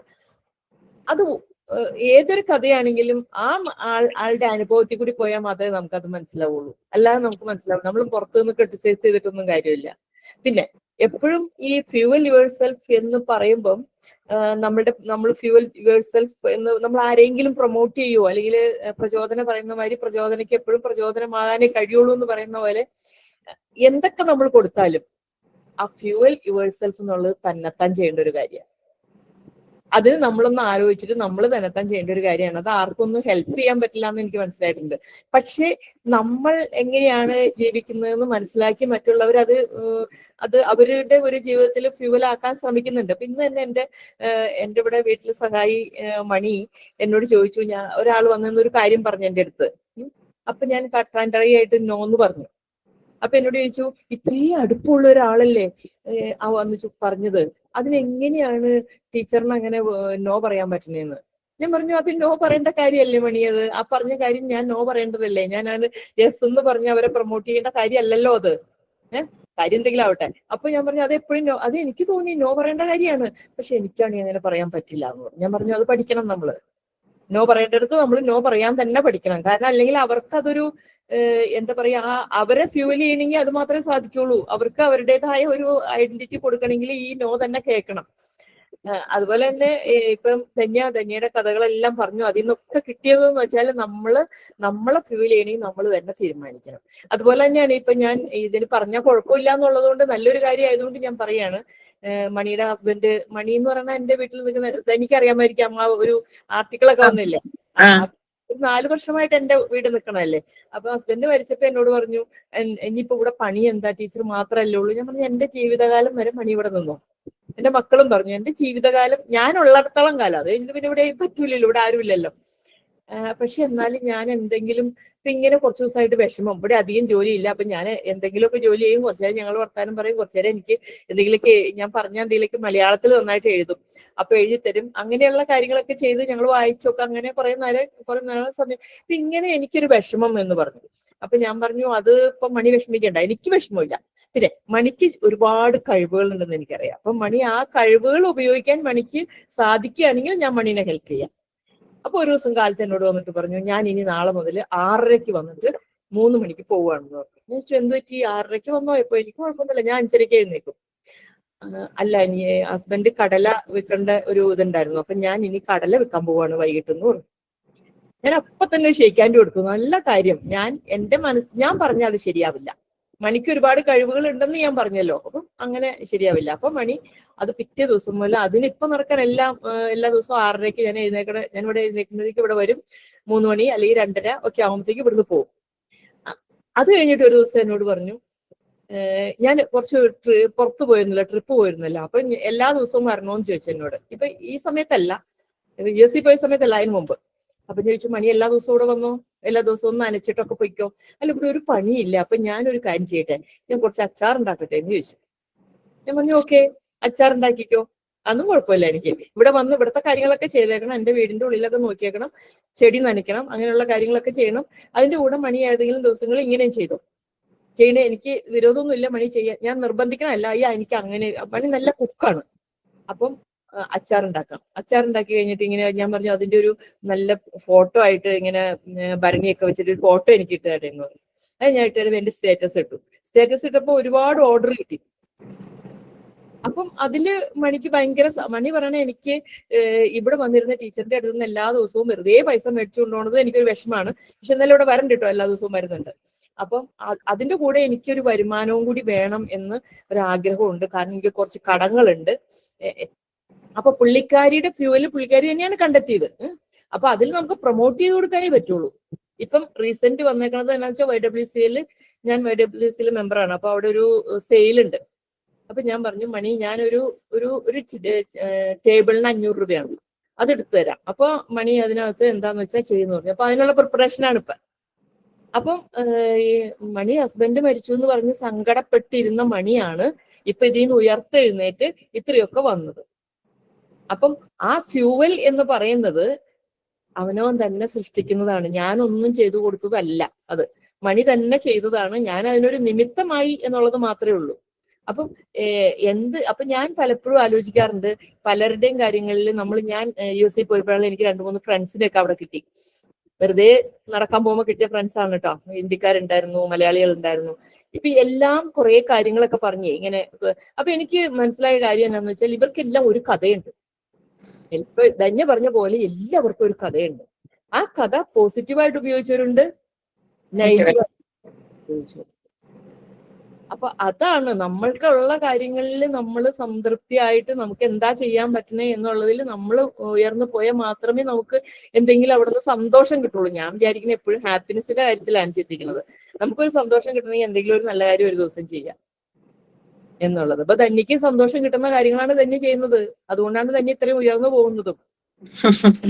ജോലി ഉള്ള കാര്യത്തിലല്ല എന്നാണ് എന്റെ വിശ്വാസം. ജോലിയേക്കാൾ കൂടുതൽ സന്തോഷമുള്ള കാര്യങ്ങള്, സംതൃപ്തിയുള്ള കാര്യങ്ങൾ ചെയ്യുക എന്നുള്ളതാണ്. തീർച്ചയായിട്ടും അത് തന്നെയാണ് നമുക്ക് സംതൃപ്തി തരുന്ന, സന്തോഷം തരുന്ന കാര്യങ്ങൾ നമ്മൾ ചെയ്യുക. പലർക്കും പറ്റിപ്പോണ ഒരു കാര്യം എന്ന് വെച്ചാല്, അയ്യോ എനിക്ക് ഡാൻസ് ഇഷ്ടമായിരുന്നു, എനിക്ക് പഠിക്കാൻ പറ്റിയില്ല, അപ്പൊ ഞാൻ എന്റെ കുട്ടീനെ പഠിപ്പിക്കുകയാണ്. അപ്പം കുട്ടീനെ പഠിപ്പിക്കുന്നതിലൂടെ നമുക്ക് സന്തോഷം കിട്ടാൻ പോണില്ല. നമ്മൾ തന്നെ പഠിക്കുകയും നമ്മൾ തന്നെ കളിക്കുകയും ചെയ്യുമ്പോൾ. അപ്പൊ എന്റെ കുട്ടികൾ രണ്ടുപേരും ഡാൻസേഴ്സ് അല്ല. അവര് രണ്ടുപേരും ഈ കൈൻഡ് ഓഫ് ക്ലാസിക്കൽ ഡാൻസേഴ്സ് അല്ല. അവർക്ക് രണ്ടുപേർക്കും താല്പര്യമില്ല. രണ്ടാമത്തെ ആളിപ്പോ കുറച്ച് പഠിക്കുന്നുണ്ട്, പക്ഷെ എന്നാലും മൂത്ത ആൾക്ക് ഒട്ടുമില്ല. അപ്പൊ എല്ലാവരും ഞാൻ ചോദിക്കും. അപ്പൊ ഞാൻ വേണ്ട, അവർക്കത് വേണ്ട. ബട്ട് എനിക്ക് വേണ്ടി ഡാൻസ് ചെയ്യുന്നുണ്ട്. I M dancing for me. അപ്പൊ എനിക്ക് വേണ്ടി ഡാൻസ് ചെയ്യുന്നുണ്ട്. അപ്പൊ അത് തന്നെ ഞാൻ അതാ പറഞ്ഞ, ഇങ്ങനെ ഓരോരുത്തർക്കും നമ്മുടെ ഓരോന്നും എടുത്തു നോക്കിയാലും ഇത് നമ്മളെ നിറയ്ക്കാനുള്ളതൊക്കെ നമ്മുടെ കയ്യിൽ തന്നെ ഉണ്ട്. നമ്മുടെ കയ്യിൽ തന്നെ ഉണ്ട്. അപ്പൊ നിറയ്ക്കുക എന്നുള്ളതാണ് ഏറ്റവും വലിയൊരു കാര്യം. അവർക്ക് ഇഷ്ടമുള്ള കാര്യം, അവർക്ക് ചെയ്യാൻ പറ്റുന്ന കാര്യം. അതെ, ആ പരസ്യത്തിൽ പറഞ്ഞ പോലെ തന്നെയാണ്. നമ്മൾ നിറയ്ക്കാതെ എന്റെ ടാങ്ക് ഫുൾ അല്ലേ എന്ന് പറഞ്ഞ നടന്ന ഏതെങ്കിലും ഒരു കാര്യത്തിൽ നമ്മൾ പെട്ടുപോകും. നിൽക്കും. അതും ആ എന്താ പറയാ, നമ്മുടെ 10 കന്യകമാരുടെ ഇതില്ലേ, എണ്ണ കൊടുക്കുന്ന കാര്യം. ഈ പറഞ്ഞ മാതിരി നമ്മുടെ ഫ്യൂവലിൽ നമുക്ക് ഉപയോഗിക്കാനുള്ളത് പകർന്ന് അനാവശ്യമായിട്ട് കൊടുത്താലും ആ കാര്യമില്ല, ആറ്റിൽ കളഞ്ഞാലും അളന്ന് കളയണം എന്നാണല്ലോ പറയണത്. അല്ലാതെ ഇപ്പൊ ഞാനിപ്പം മണിക്കൊരു രൂപ കൊടുത്തില്ല എന്നല്ല പറയണത്, വിഷമഘട്ടത്തിലൊക്കെ കൊടുത്തിട്ടുണ്ട്. പക്ഷെ കുറേം കൂടി ഞാൻ കൊടുത്തിട്ടൊന്നും നന്നാവുമല്ല, അതിൽ നിന്ന് ഉയർച്ചയും ഉണ്ടാവില്ല. അത് തീരും, ഒരു ദിവസം തീരും അല്ലേ? ചിലപ്പോ ഉയർച്ച ഉണ്ടായിന്ന് വരാം, ആ പൈസ കൊണ്ട് അവർക്ക് കടം വീട്ടാൻ പറ്റിയെന്ന് വരാം. പക്ഷെ ഇപ്പൊ അവർ അനുഭവിക്കുന്നത് പോലെയുള്ള ഒരു സന്തോഷം ചിലപ്പോ അനുഭവിക്കാൻ പറ്റിക്കൊള്ളണമെന്നില്ല. പറ്റുന്നുണ്ടാവില്ല. അപ്പൊ എപ്പോഴും എന്റെ ഒരു ഉന്നതിക്ക് വേണ്ടിയിട്ട് ഞാൻ തന്നെ പ്രവർത്തിക്കണം, ഞാൻ തന്നെ ഉള്ളൂ. അതുപോലെ എന്നെ സംരക്ഷിക്കാൻ ഞാൻ തന്നെ ഉള്ളൂ. അപ്പോഴേക്കും എപ്പോഴെങ്കിലും ഒക്കെ ഇങ്ങനെ സങ്കടങ്ങളൊക്കെ പറയും. അപ്പോഴും ഞാൻ പറയണെന്ന് വെച്ചാൽ മണീനെ നോക്കാൻ മണി മാത്രമേ ഉള്ളൂ. മണി സത്യസന്ധയാണെങ്കിൽ മണീനെ നോക്കാൻ 100 ആൾക്കാർ വരും. അപ്പൊ അതൊരു അനുഭവം പറഞ്ഞു നാള്. കടല വിൽക്കുന്നിടത്ത് ഒരു കള്ളുടിയൻ കടല മേടിക്കാൻ വന്നു. കള്ളുടിയന്മാരാണെന്നോർത്ത് നമുക്ക് കടല കൊടുക്കാതിരിക്കാൻ പറ്റൂല്ലോ. അപ്പോഴേക്കും അവിടെ ഈ എന്താ പറയാ ചുമട്ട് തൊഴിലാളികളാ ആരോ ഒക്കെ ഇരിപ്പുണ്ടായിരുന്നു. അപ്പൊ അവര് രണ്ടുപേരും വന്നു എന്നാ പറഞ്ഞേ. എന്നിട്ട് പറഞ്ഞു എനിക്ക് എത്ര കടല വേണം എന്ന് വെച്ചിട്ട് ഇതിനകത്തുനിന്ന് എടുത്തു കൊടുത്ത് പൈസ മേടിച്ചിട്ട് അവർ പോയി.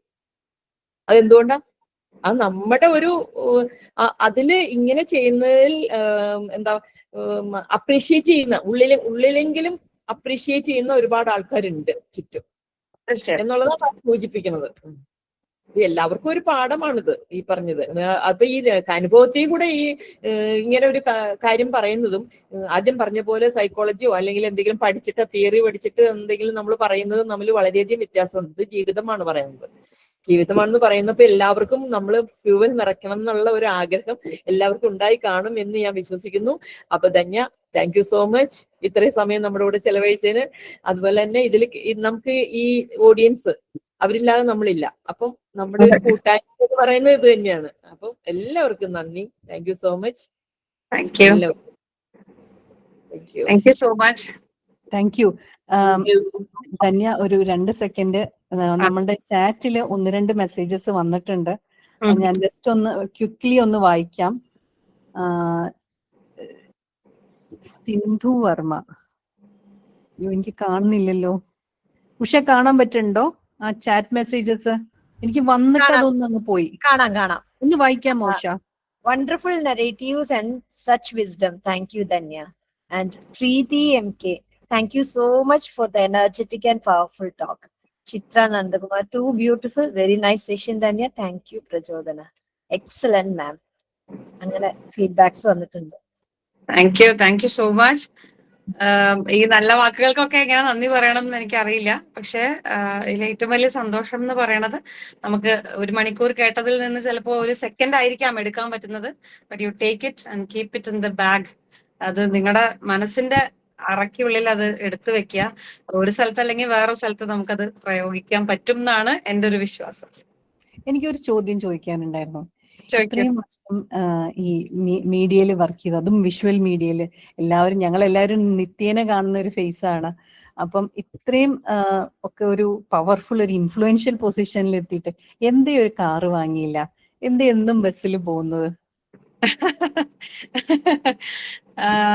അല്ലെങ്കിൽ ഒരു സ്കൂട്ടറെങ്കിലും മേടിക്കായിരുന്നില്ലേ? കാറുണ്ട്, but I prefer go bus. ഞാൻ ഈ പറഞ്ഞില്ലേ, ഒരുപാട് കുണ്ടൻ ഇടവഴിക്കൂടെ നടന്നിട്ടുള്ള ഒരാളാണ് ഞാൻ. അപ്പോ എന്റെ ഇപ്പോഴത്തെയും ശീലം അന്ന് ശീലിച്ചതുപോലെ തന്നെ ഒരു ബാഗ് വാങ്ങുക, അത് യൂസ്ലെസ് ആയി കഴിയുമ്പോൾ, അത് ഇനി ഉപയോഗിക്കാൻ പറ്റില്ല എന്നൊരു സാഹചര്യം വരുമ്പോൾ അടുത്ത ബാഗ് വാങ്ങുക. ഒരു ചെരുപ്പ് വാങ്ങുക, ആ ചെരുപ്പ് ഉപയോഗിക്കാൻ പറ്റാത്തൊരവസ്ഥ വരുമ്പോൾ അടുത്ത ചെരുപ്പ് വാങ്ങുക. അപ്പോ കാറിൽ യാത്ര ചെയ്യാവുന്ന സ്ഥലങ്ങളിലേക്ക് കാറിൽ യാത്ര ചെയ്യുക, ബസ്സിൽ പോകാവുന്നിടത്തേക്ക് ബസ്സിൽ പോവുക. പിന്നെ ഒരു പക്ഷെ നമ്മൾ അതിൽ നിന്നും കിട്ടുന്നത് പിശുക്കിന്റെ ഭാഗമല്ല, പക്ഷെ അതിൽ നിന്ന് കിട്ടുന്ന ഒരു സുഖം എന്ന് പറയുന്നത് നമ്മൾ ഒരു പക്ഷെ കാറിൽ പോകുമ്പോൾ ചെലവാകുന്നതിന്റെ പകുതി ഇവിടെ ചെലവാകുന്നുള്ളായിരിക്കാം. ആ 1000 രൂപ കൊണ്ട് നമ്മൾ ചിലപ്പം വിചാരിക്കാത്തൊരു കാര്യം നടത്താം. അപ്പൊ കിട്ടുന്നൊരു സന്തോഷമുണ്ട്. അത് ചിലപ്പോ എല്ലാ ദിവസവും കാറിൽ പോയാൽ കിട്ടിക്കൊള്ളണമെന്നില്ല. അപ്പോ എന്റെ ശീലം പണ്ടും ബസ്സിൽ യാത്ര ചെയ്തിട്ടായിരുന്നു. And I'm so comfortable, I enjoy actually. കാരണം വീട്ടിലെ ജോലികളെല്ലാം തീർത്തിട്ടാണ് ഞാൻ ഓഫീസിൽ പോവുക. രാത്രിയിലത്തേക്ക് കുട്ടികൾക്കുള്ളതും ഹസ്ബൻഡിനുള്ള അവർക്ക് എല്ലാ സെറ്റൊക്കെ.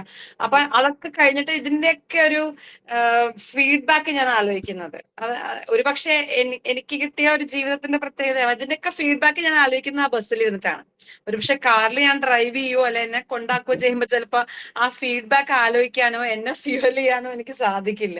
അപ്പൊ ഞാൻ ഓരോന്നിന്റെയും ഫീഡ്ബാക്ക് ആലോചിക്കാൻ ഞാൻ ഈ ബസ്സിൽ പോകുന്ന ഈ യാത്രയുടെ സമയത്താണ്. അപ്പൊ ഞാൻ വീണ്ടും ഒരു അനുഭവം പറയാം. എനിക്ക് തോന്നുന്നു അതും 90s or 80s കിഡ്സിനായിരിക്കും ഏറ്റവും കൂടുതൽ അറിയണ്ടാവുക. നമുക്കൊക്കെ അറിയപ്പെടുന്ന ഇന്ന് ഒരുപാട് ഷെഫുകളുണ്ട്. നമ്മുടെയൊക്കെ കാലത്ത് അറിയപ്പെട്ടിരുന്ന ഒരു ഷെഫ് നൈജല ലോസൺ എന്ന് പറയുന്ന ഒരു ഷോ, അവരുടെ ഒരു ഷോ ഉണ്ടായിരുന്നു. കണ്ടിട്ടുള്ളവർക്കറിയാം. പുറത്തുള്ള ഒരു ചാനലിലാണ്. ഈ നൈജല ലോസന്റെ ഷോന്റെ ഏറ്റവും ഹൈലൈറ്റ് എന്ന് പറയുന്നത്, അത് എപ്പോഴെങ്കിലും യൂട്യൂബിൽ എടുത്ത് നോക്കിയാലും മതി, അതിന്റെ മൊത്തം ഷൂട്ടിന്റെ വെച്ചാൽ അവര് ഉണ്ടാക്കി ഒരു ഡിഷ് ഉണ്ടാക്കി അതെല്ലാം ഇങ്ങനെ സെർവ് ചെയ്യുകയൊക്കെ ചെയ്യും അവര്. അതൊക്കെ കഴിഞ്ഞ് ലാസ്റ്റ് അവരുടെ പോർഷൻ കഴിക്കുന്നത് ഏറ്റവും ലാസ്റ്റ് നൈറ്റായി ലൈറ്റൊക്കെ ഓഫ് ചെയ്ത് ഒരു ചെറിയ ലൈറ്റിൽ അവർ ആ ഫ്രിഡ്ജിന്റെ സൈഡിൽ ഇങ്ങനെ ചാരി നിന്നിട്ട് അവരുടെ പോർഷൻ ഇങ്ങനെ അവർ ആസ്വദിച്ച് കഴിക്കും, അവരുണ്ടാക്കിയ dish. And that visual or that scene is the main highlight of the show.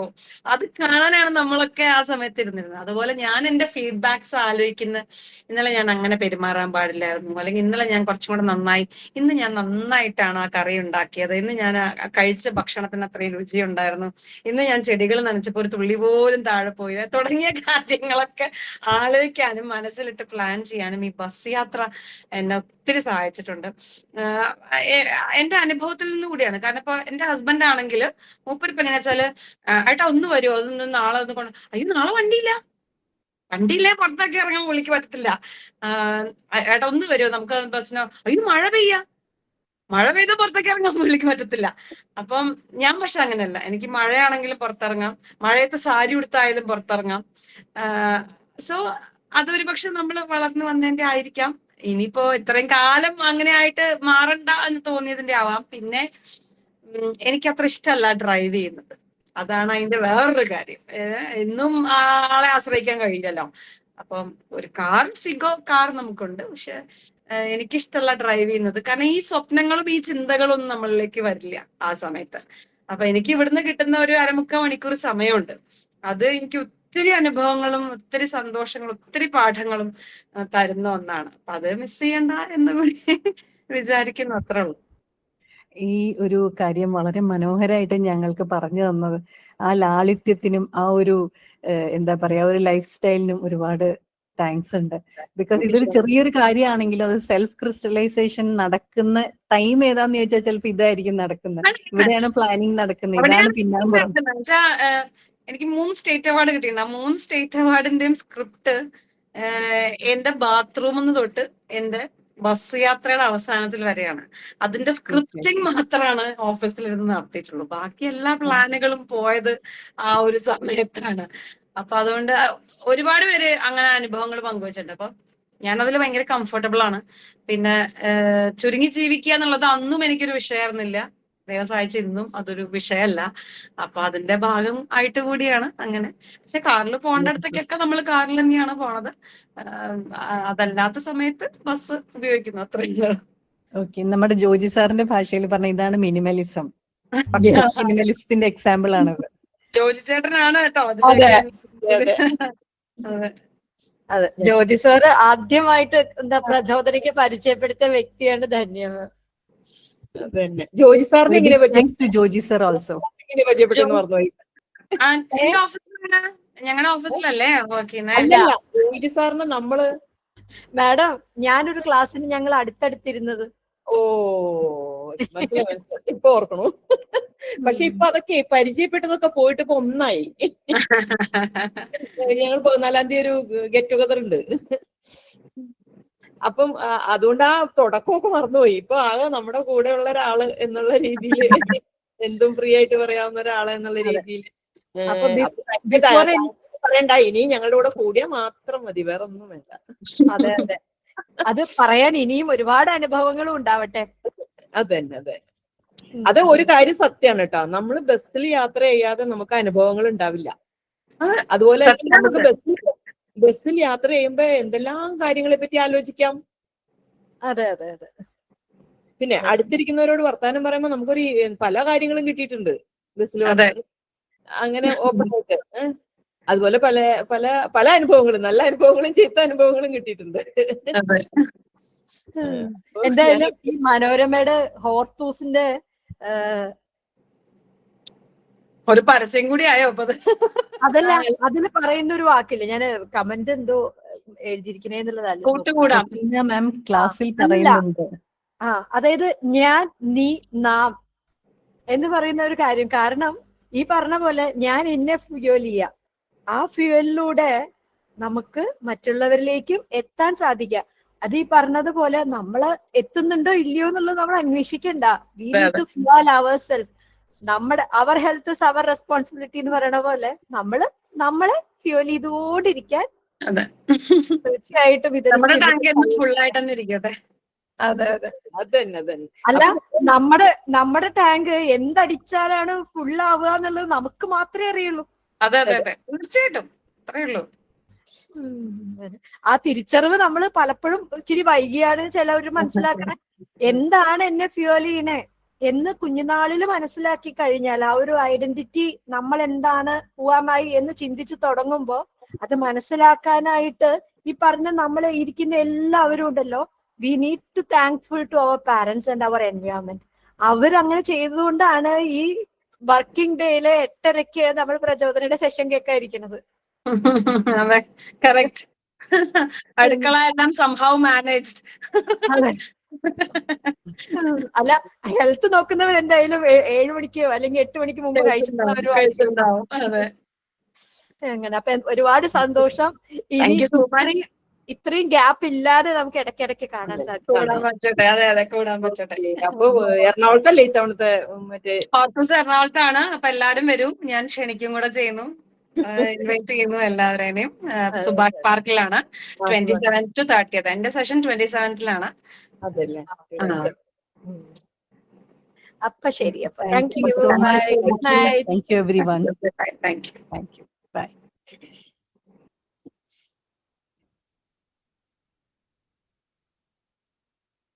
അച്ഛനെ കണ്ടു ഇടയ്ക്ക്.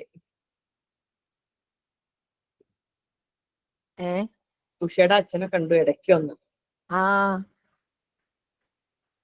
അച്ഛനോ